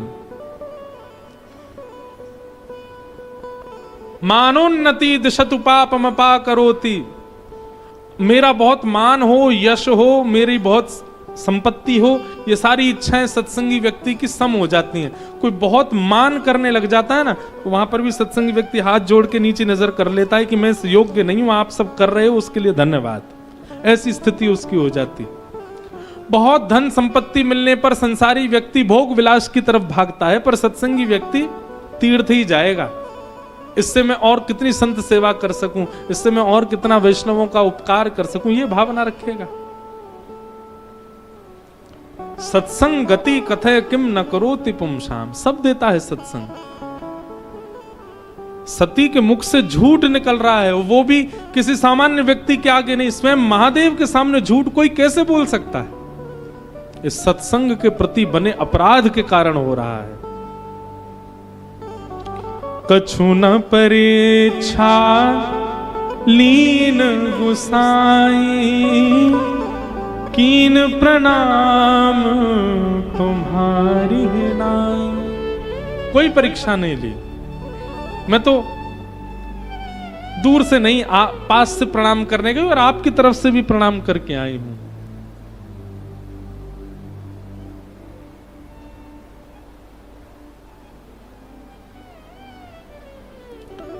जैसे झूठ बोला। अच्छा एक बात बोलें, असत्य शब्द जो होते हैं ना, उनका स्वर अलग होता है। हमें अपना तो पता है, पर आप सबका नहीं पता। जब व्यक्ति असत्य बोलता है ना, उसके स्वर से, उसके शब्दों से, उसके मुख की आकृति से पता चल जाता है कि असत्य बोल रहा है। स्वर ही अलग होता है असत्य का। उस स्वर में आनंद नहीं होता, उस स्वर में आकर्षण नहीं होता, उस स्वर में कहीं ना कहीं बनावटी की दुर्गंध आ रही होती है। सत्संगी व्यक्ति समझ जाता है, तो महादेव तो क्यों नहीं समझेंगे। तब शंकर देखे उधर ध्याना, सती जो कीन चरित सब जाना। हरि इच्छा भावी बलवाना, हृदय विचारत शंभु सुजाना। जो अब कर सती सन प्रीति, मिटई भगति पथ होए अनीति। हमारी व्यासपीठ का नाम आता है यहां पर, क्या? जो अब करऊं सती संग प्रीति, मिटई भगति पथ होई अनीति। मानो महादेव ने ये बात हमको कही क्या? इस प्रकार सत्संग के प्रति रुचि ना रखने वाले, ठाकुर जी के प्रति रुचि ना रखने वाले, वैष्णवों के प्रति अपराध बनाने वाले, इनके संग यदि आप रहोगे तो आपका भक्ति पथ छूट जाएगा। और ये तो बात सत्य है। भले ही सत्संग मत करो, पर कुसंग भी मत करो। कुसंगता से सत्संग ज्यादा जल्दी छूट जाता है। आप 1 साल तक सत्संग में नहीं गए तो हो सकता है सत्संग बना रहे, पर आपने 1 साल सत्संग किया, 30 दिसंबर तक खूब सत्संग किया और 31 दिसंबर की रात को चले गए पार्टी में, कुसंगता की ओर भाग गए, तो आपने 360 दिन जो कुछ भी किया, 71 दिन जो कुछ भी किया, 72 दिन जो कुछ भी किया, 73-74 दिन जो कुछ भी किया, सब नष्ट हो जाएगा केवल 1 दिन कुसंग करने से। इसलिए सत्संग रोज करो या ना करो चलेगा, पर कुसंग एक क्षण भी मत करो। सब समझ गए महादेव, और महादेव ने उसके बाद भी समझा कि ये तो हरि इच्छा है, हरि इच्छा से बड़ा कुछ नहीं है। सूरदास जी का एक बहुत सुंदर पद है। एक तो क्या है कि हम राम कथा में इतने घुस जाते हैं कि हम हमारे ठाकुर जी वालों को तो देख ही नहीं पा रहे, हमारी जो कथा के नित्य क्रम है हम उनमें जा ही नहीं पा रहे। सूरदास जी का एक पद है, लो आई नहीं रहा याद, करी गोपाल की सब होए।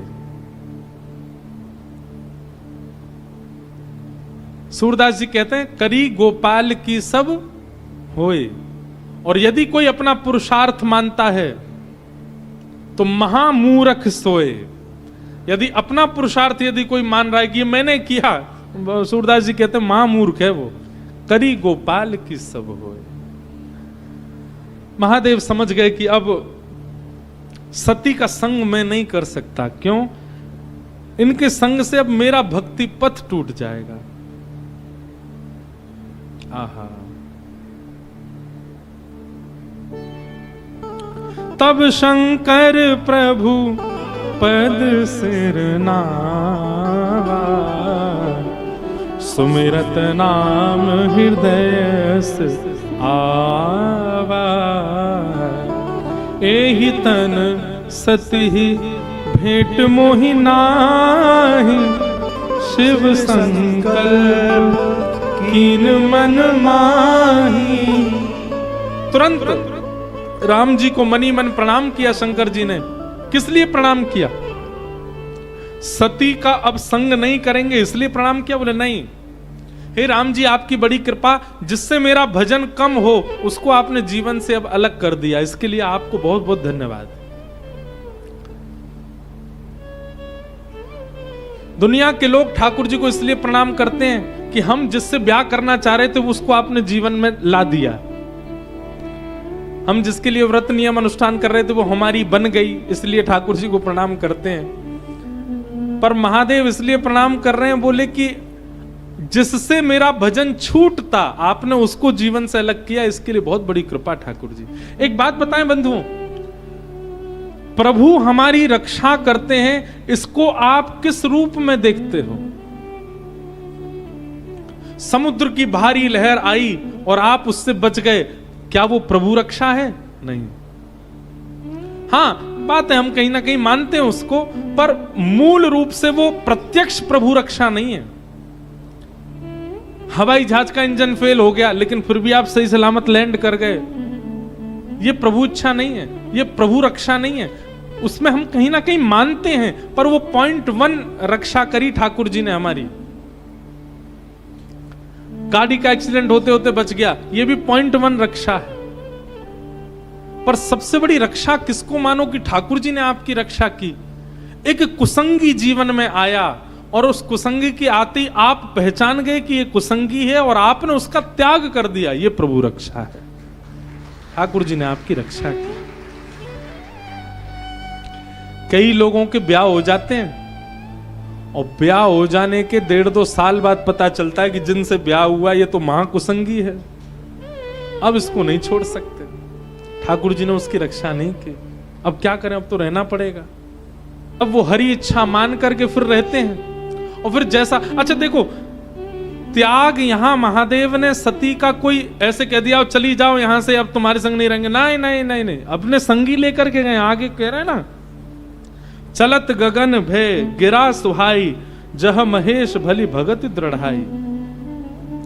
उसके बाद भी सती को मन से त्यागा महादेव ने, तन से नहीं त्यागा। संग लेकर के गए हिमालय तक, व्यवहार निभा रहे हैं, पर अब स्वभाव में स्थान नहीं दे रहे हैं सती को।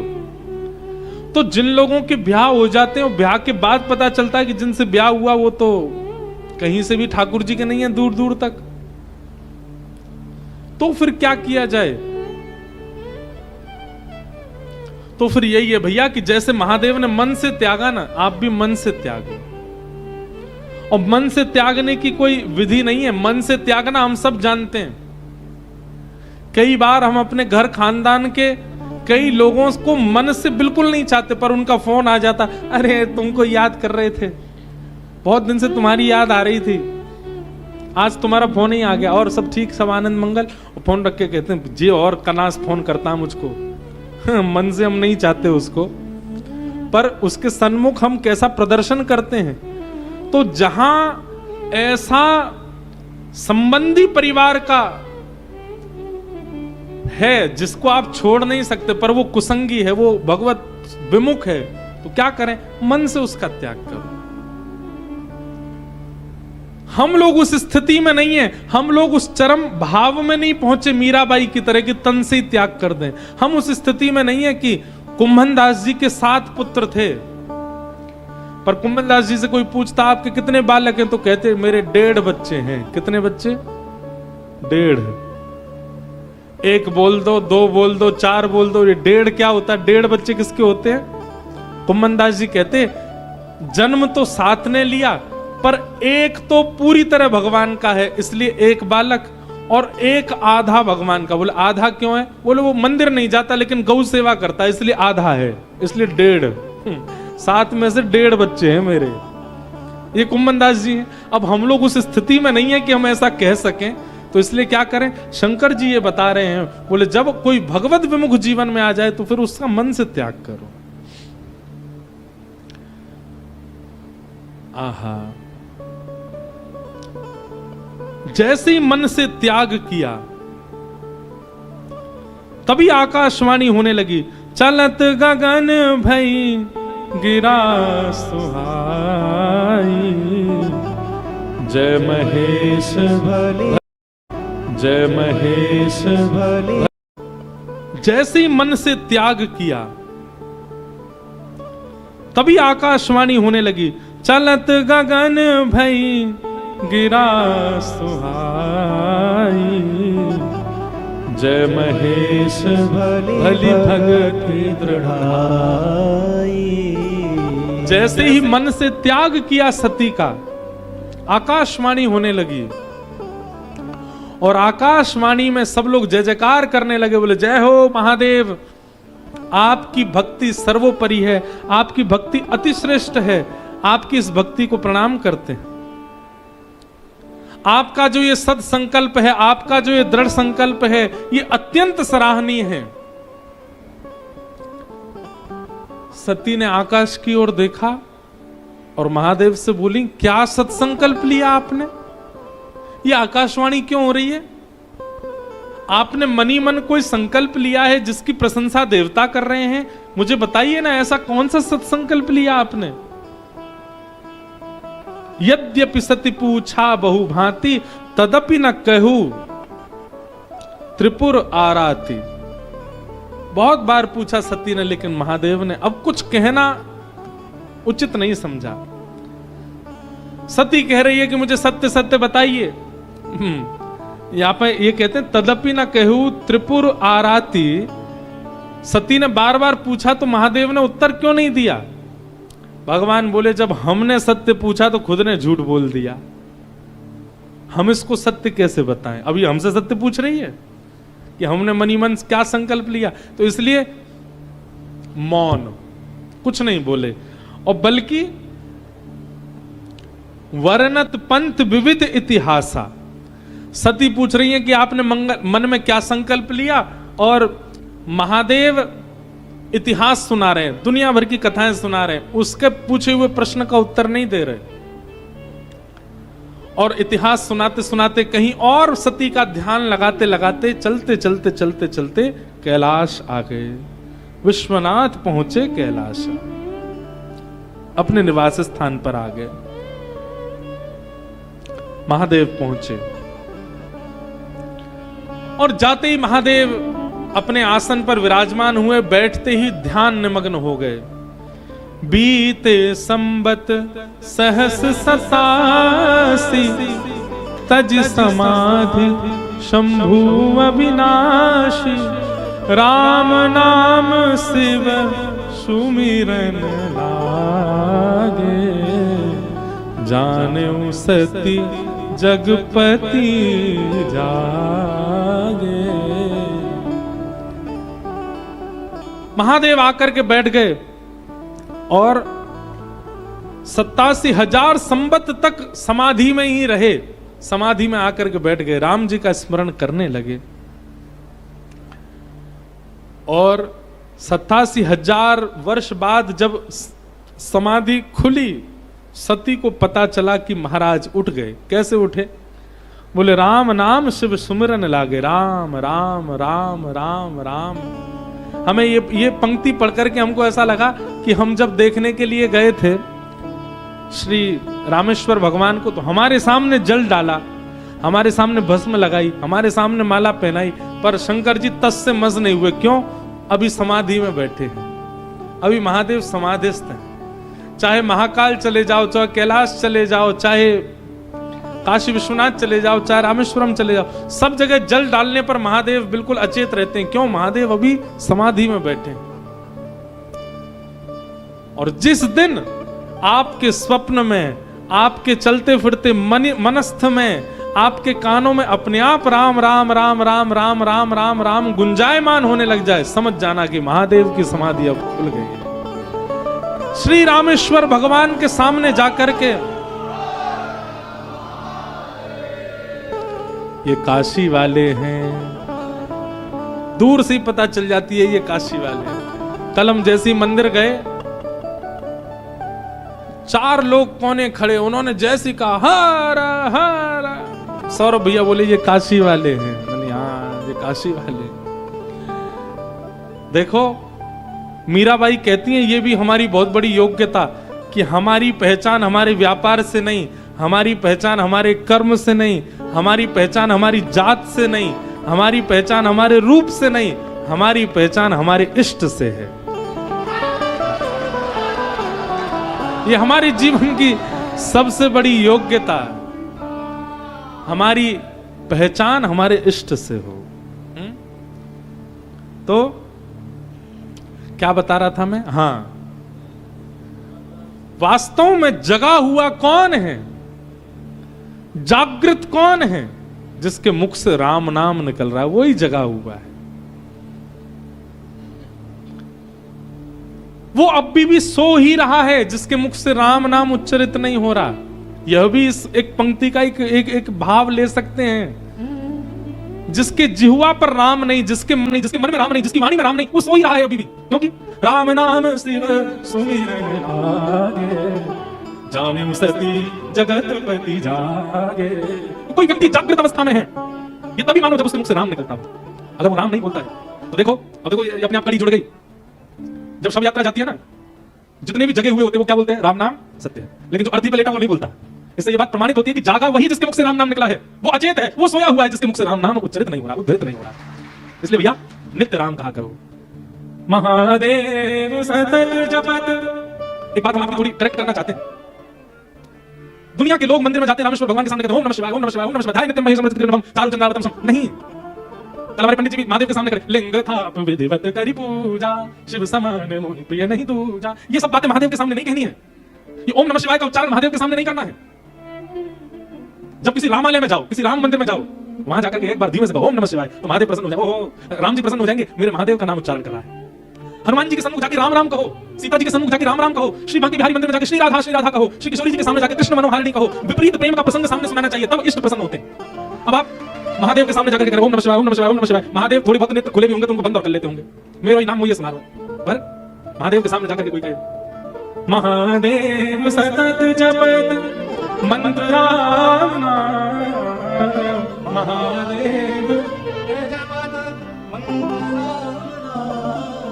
निराधार को आधार एक राम।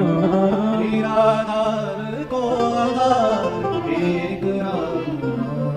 प्रेम मुदित मन से कहो राम राम राम राम राम राम सीता राम राम राम।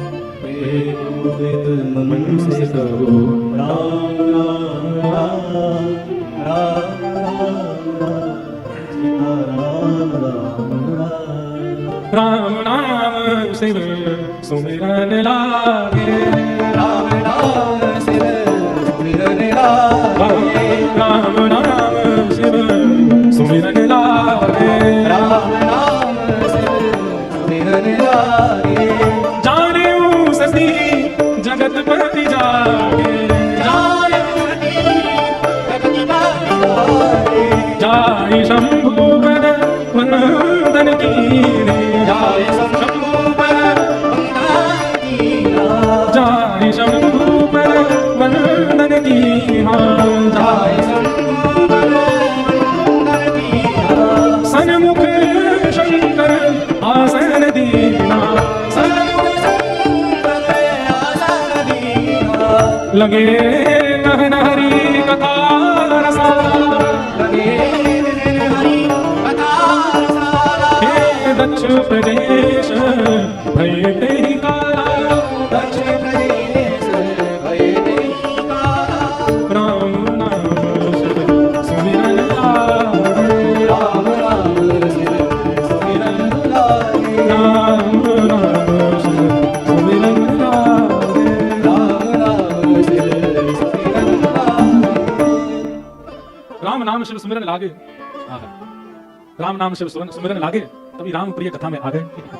हमारे वृंदावन से ठाकुर जी का यश जो बड़े भाव से गाते हैं, ऐसे श्री अभिषेक कृष्ण शास्त्री जी महाराज पधारे। नहीं महाराज जी ऊपर विराज, आसन प्रदान करो या यहाँ विराज जाएं और फिर हाँ ये विराज। पूरी रात पढ़ते हैं, ऊपर दिन में कथा सुनाते हैं, क्योंकि राम कथा हमारा ये कहना उचित नहीं कि राम कथा हमारा विषय नहीं। भारत में जन्म लेने वाले हर व्यक्ति का अधिकार है मानस जी, उसको पढ़ना चाहिए, जीवन में उतारना चाहिए। तो मानो ऐसा लगता है कि मानस जी के संस्पर्श में जब से आए हैं तो ऐसा लगता है कि आत्मा को परमात्मा मिल रहा है, इसलिए ना भूख लग रही है, ना प्यास, ना निद्रा, ना कुछ, खूब आनंद आ रहा है हमको। यद्यपि हम इतने शुद्ध ही वक्ता नहीं है और ना कभी बन पाएंगे मानस जी के, लेकिन हमको फिर भी सुख मिल रहा है। एक तो गायन खूब गा गा करके जो चौपाइयां सुनाते हैं ना, आनंद आता है, ऐसा लगता है कि दृश्य हमारे सामने दिख रहा है। वो तो भागवत जी में भी लगता है, पर यहाँ क्योंकि कभी कभी राम कथा कहने का अवसर मिलता है तो बहुत ज्यादा अनुभव होता है। राम नाम शिव सुमिरन लागे जाने सती जगत पति जागे। वो ही जागृत अवस्था में है जिसके मुख से राम नाम निकलता हो।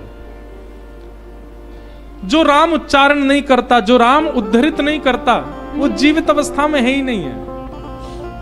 इसलिए राम, हमें लगता है हम जीवित हैं, हमें लगता है 8 अरब कितनी जनसंख्या बताई जाती है पूरे विश्व की, पर वास्तव में देखा जाए तो जीवित हनुमान जी हैं। इसलिए उनको चिरजीवी कहा जाता है। वो चिरजीवी क्यों हैं, वो चिरंजीवी क्यों हैं? क्योंकि राम उच्चारण करते हैं, राम राम बोलते हैं। जीवित हम नहीं हैं, हमें जड़ भाव में दिखने वाले रामेश्वर जीवित हैं। क्यों? उन पर जल डालने पर उनको कंपन का भी अनुभव नहीं होता। क्यों? क्योंकि इतने लीन हो चुके हैं राम नाम में।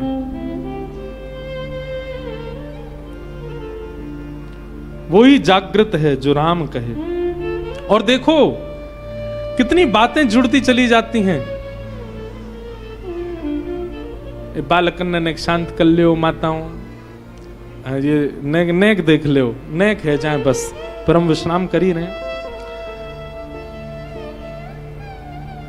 कितनी छोटी छोटी बातें यहां पर सीखने को मिल रही हैं। जागृत वही है जो राम नाम कहता है, एक बात। दूसरी बात यहां कहते हैं कि जानेऊ सती जगतपति जागे। अब महादेव जगे हैं, हम जगते ही क्या करते हैं? जगते ही चाय पी रहे हैं, जगते ही हमारे दुनिया भर के कर्म हैं, पर महादेव जगते ही क्या कर रहे हैं? लगे कहन हरि कथा रसाला। उठते ही महादेव कथा सुनाने लग गए। कोई संसारी चर्चा नहीं, कोई व्यवहार की बातें नहीं, किसी प्रकार का कोई विषय नहीं, सीधे ही हरि कथा। हरि कथा का मतलब क्या है? मतलब यह नहीं है कि उठते ही बोलने लग जाओ। सुखदेव जी बोले हे राजन, नहीं। हरि कथा का मतलब होता है हरि प्रिय चर्चा। उठते ही वो चर्चा आपके मुख से प्रकट होने लग जाए, वो चर्चा आपके मुख से प्रारंभ हो जाए जिससे हरि प्रिय लगे और हरि प्रिय प्रिय लगने लग जाए, हरि जन प्रिय लगने लग जाए, वो कथा उठते ही।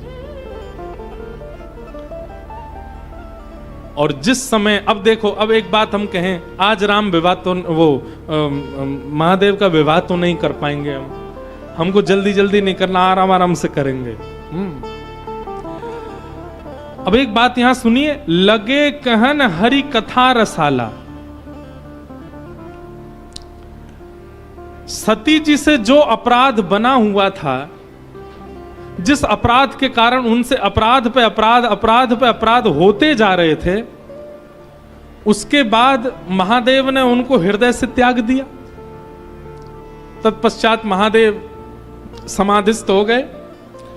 समाधि से उठते ही महादेव ने विचार किया कि अब एक बार और प्रयास करूं कथा सुना करके सती को संभालने का। बहुत वर्ष हो गए, अब शायद जो बने हुए अपराध हैं वो सब नष्ट हो जाएं। परंतु एक बात याद रखिएगा, ठाकुर जी की सेवा में आपसे कोई अपराध हो जाए उसमें क्षमा प्राप्त हो जाती है,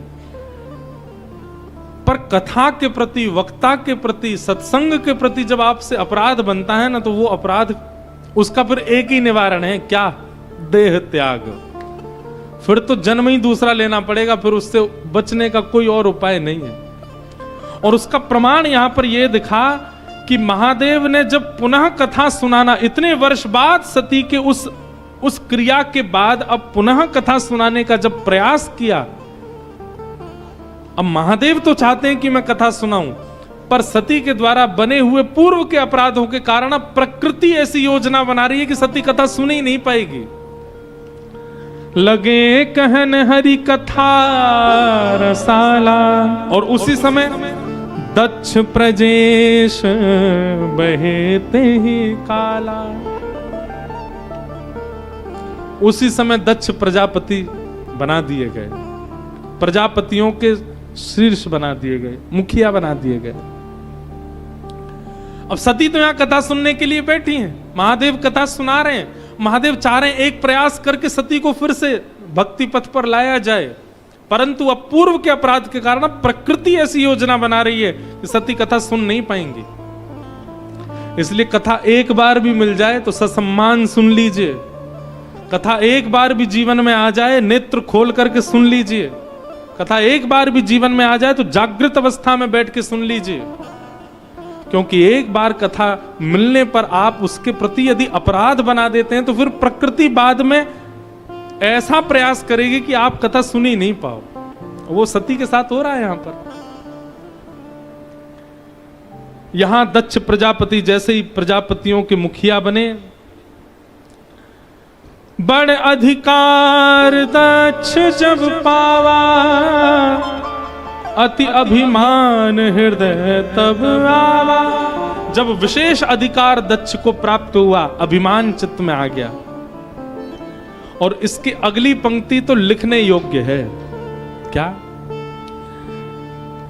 नहीं को अस जन्मा जगु माही, प्रभुता पाई जाहि मद नाही। इस संसार में ऐसा कोई जन्मा ही नहीं है जिसको प्रभुता मिलने पर अहंकार ना हुआ हो, जिसको प्रभुता मिलने पर अभिमान ना हुआ। दक्ष प्रजापति को अभिमान होने लगा, एक श्रेष्ठता प्राप्त होने के बाद महादेव यहां कथा सुना रहे थे और तभी व्योम विमान उसी मार्ग से ऊपर से जा रहे थे। सती ने महादेव से पूछा कि ये विमान कहां से आ रहे हैं, कहां को जा रहे हैं। महादेव ने सब बताया। बोले देवी ये सब तुम्हारे पिताजी के यज्ञ में जा रहे हैं, सब देवता जा रहे हैं अपनी पत्नियों के साथ, आदि आदि सब भाव बताए, सब तुम्हारे पिता के यहां यज्ञ में जा रहे हैं और वह यज्ञ मुझे अपमान करने के लिए किया जा रहा है। पूरी घटना बताई, आप सबको पता ही है कि दक्ष प्रजापति के सभा में आते सब खड़े हुए, लेकिन विष्णु तो आए ही नहीं थे। ब्रह्मा जी खड़े नहीं हुए क्योंकि ब्रह्मा तो पिता हैं, और महादेव भी खड़े नहीं हुए। क्यों? चिदानंद रूप शिवोहम शिवोहम, वो अहम शून्य है। उनको जब राग की इच्छा नहीं है तो उनके भीतर ममत्व भी नहीं है, द्वेष भी नहीं है। और राग द्वेष से विमुख व्यक्ति सम्मान करना जानता नहीं है, उसका स्वभाव ही नहीं होता है। जब महादेव को खड़ा नहीं देखा तो दक्ष प्रजापति उपहास करने लगा और उस उपहास को देख करके नंदी आदि क्रोधित हो गए। क्रोधित होकर के बोलने लगे, अरे इतना मैं करता, अपने ऊपर अहंकार करता है, तुझे तो बकरा बन जाना चाहिए, तू मानव क्यों बन गया? महादेव अपनी सभी सभा अपने लोगों को लेकर के वहां से चले गए। सब बातें आज महादेव सती को बता रहे हैं। बोले तब से ही तुम्हारे पिताजी हमसे चिढ़ते हैं और आज एक बहुत बड़ा यज्ञ कर रहे हैं, उस यज्ञ में भी हमको स्थान नहीं दिया है।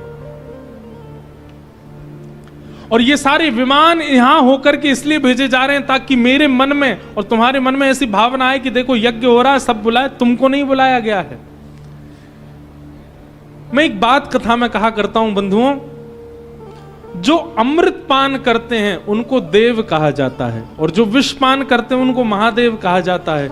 अमृत पहले ही टप टप टप टप कर देते, सुनो तो सही, ये अमृत और विष है क्या?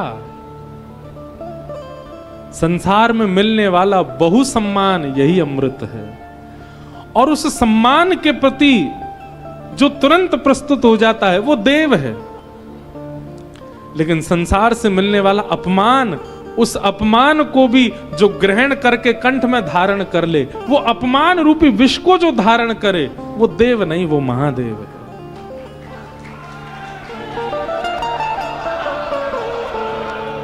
ये महादेव है। उनको सम्मान की अति इच्छा नहीं, लेकिन सती बोली, यद्यपि मित्र प्रभु पित गुरु गेहा, जाइए बिनु बोले हूं न संदेहा। पिता के घर, मित्र के घर, गुरु के घर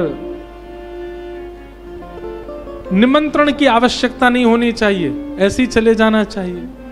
दक्ष हमारे पिता हैं, हम क्यों नहीं जा सकते? भगवान बोले देखो, पिता के घर, गुरु के घर, मित्र के घर बिना निमंत्रण के जाना चाहिए, पर याद रहे आपको पता है कि आपके पहुंचने से वहां कलेश हो जाएगा तो नहीं जाना चाहिए। आपको पता है कि आपकी उपस्थिति से वहां काम बिगड़ेंगे तो फिर जबरदस्ती इस चौपाई को गा करके जाना नहीं चाहिए वहां पर। कई बार गुरु के यहां उपस्थित होना अनावश्यक है तो मत जाओ। मित्र के यहां जाने से पता है झगड़ा हो जाएगा तो मत जाओ। पिता के यहां जाने से भी कुछ ऐसा अनीत हो जाएगा तो नहीं जाना चाहिए। पर सती को अब कौन समझाए? बंधुओं, सती की बात सुनकर के भगवान बोले, भांति अनेक शंभु समझावा, भावी वश न ज्ञान और आवा। भाव के वश कोई ज्ञान आता नहीं है चित्त में। महादेव ने खूब समझाया, लेकिन सती बोली नहीं, मैं जाऊंगी, मैं जाकर के पिता को समझाऊंगी, क्या पता मेरी बात सुनकर के वे आपके प्रति आनंदित हो जाएं, शायद सुलह हो जाए। महादेव सब जानते हैं कि अब बात बनने वाली नहीं है और सती को भी समझाने से कोई काम बनेगा नहीं। महादेव ने स्वयं ही सती जी के सारे कपड़े आदि लिए, गणों को कहा आप संग जाओ सती के, आप जाओ मैं यही हूं। बंधुओं, अब एक बात कह के हम कथा विश्राम करेंगे।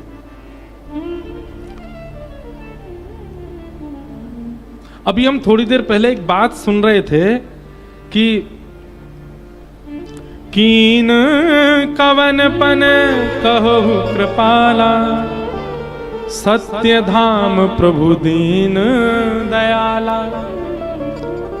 महादेव ने जब अपने मन से त्याग किया सती का, उस समय आकाशवाणी हुई और आकाशवाणी के द्वारा सब कहने लगे, देवता आदि सब कहने लगे, बोले आपका ये सत्य धर्म, ये सत्य व्रत अति प्रिय है, आपकी सत्य निष्ठा की वाहवाही देवता कर रहे हैं। ऐसा कौन सा सत्य व्रत आपने धारण किया, या ऐसी कौन सी क्रिया आपने मन ही मन कर ली जिससे देवता इतने प्रसन्न हो रहे हैं। ये संपूर्ण सती चरित्र जो हम सुन रहे थे, ये सब पूर्व से ही नियोजित था और सती के द्वारा ही नियोजित था।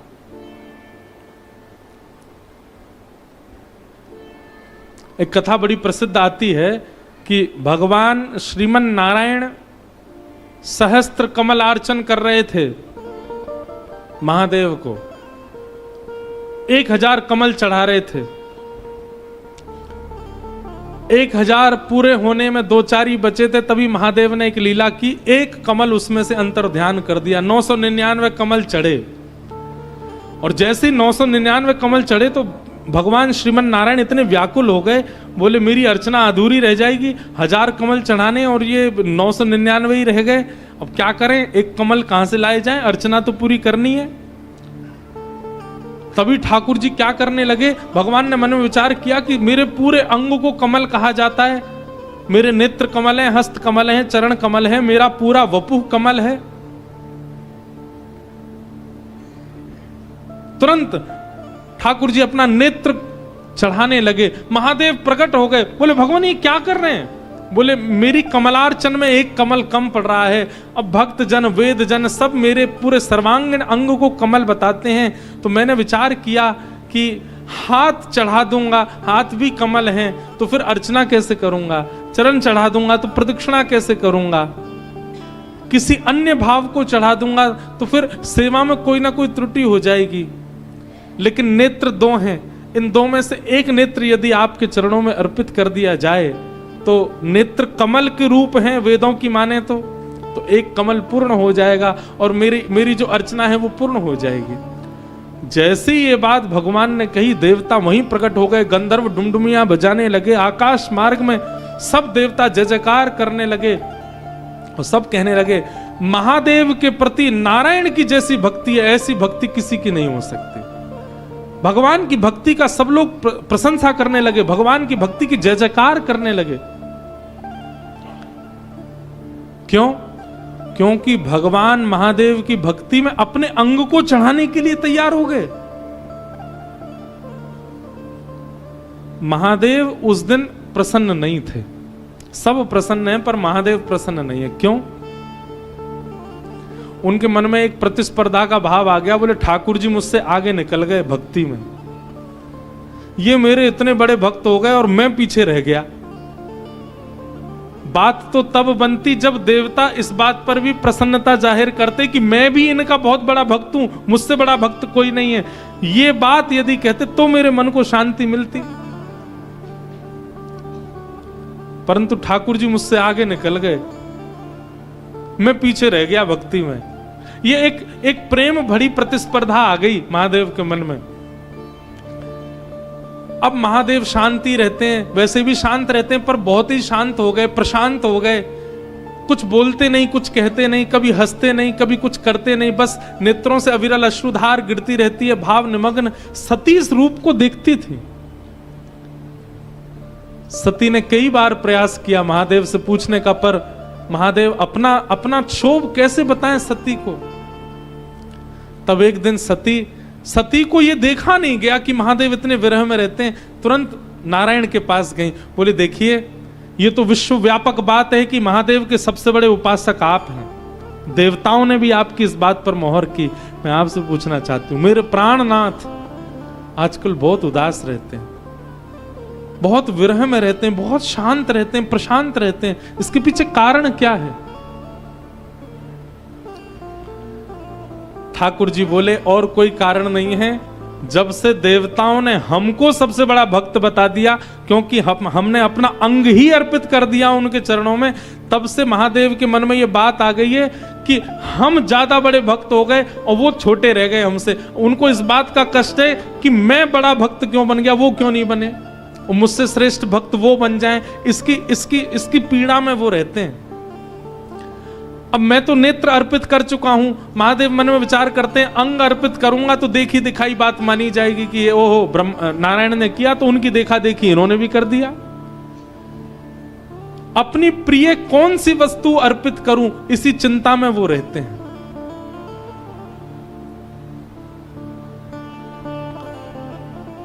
सती ने मन में विचार किया, महादेव की सबसे प्रिय मैं हूं, महादेव की सबसे प्रिय मैं हूं, यदि आपकी भक्ति के लिए वो मेरा त्याग कर दें तो कहीं ना कहीं आपसे भी श्रेष्ठ भक्त वो हो जाएंगे और महादेव प्रसन्न हो जाएंगे। और यदि इस योजना को हम सफल करा दें तो मेरे प्राणनाथ सदा के लिए प्रसन्न रहेंगे। महादेव की प्राण प्रिया, महादेव की सदा हृदय में निवास करने वाली सती ने जानबूझ करके ये लीला की ताकि महादेव उनका त्याग करें और उनके त्याग से स्वयं भगवान प्रकट होकर के इस बात पर मोहर लगा दें कि हे महादेव, आपसे बड़ी भक्ति किसी की नहीं। चलत गगन भय गिरा सुहाई, जय महेश भली भगति दृढ़ाई। जिस समय सती ने ये सारी लीला की और इस सारी लीलाओं को देख करके राम जी की परीक्षा लेने के बाद जब लौट करके आई, महादेव ने जैसे ही हृदय से त्याग किया सती का, तुरंत आकाशवाणी हो गई, जय हो महादेव, आपकी भक्ति की जय हो, आप जैसी भक्ति किसी की नहीं है। क्यों?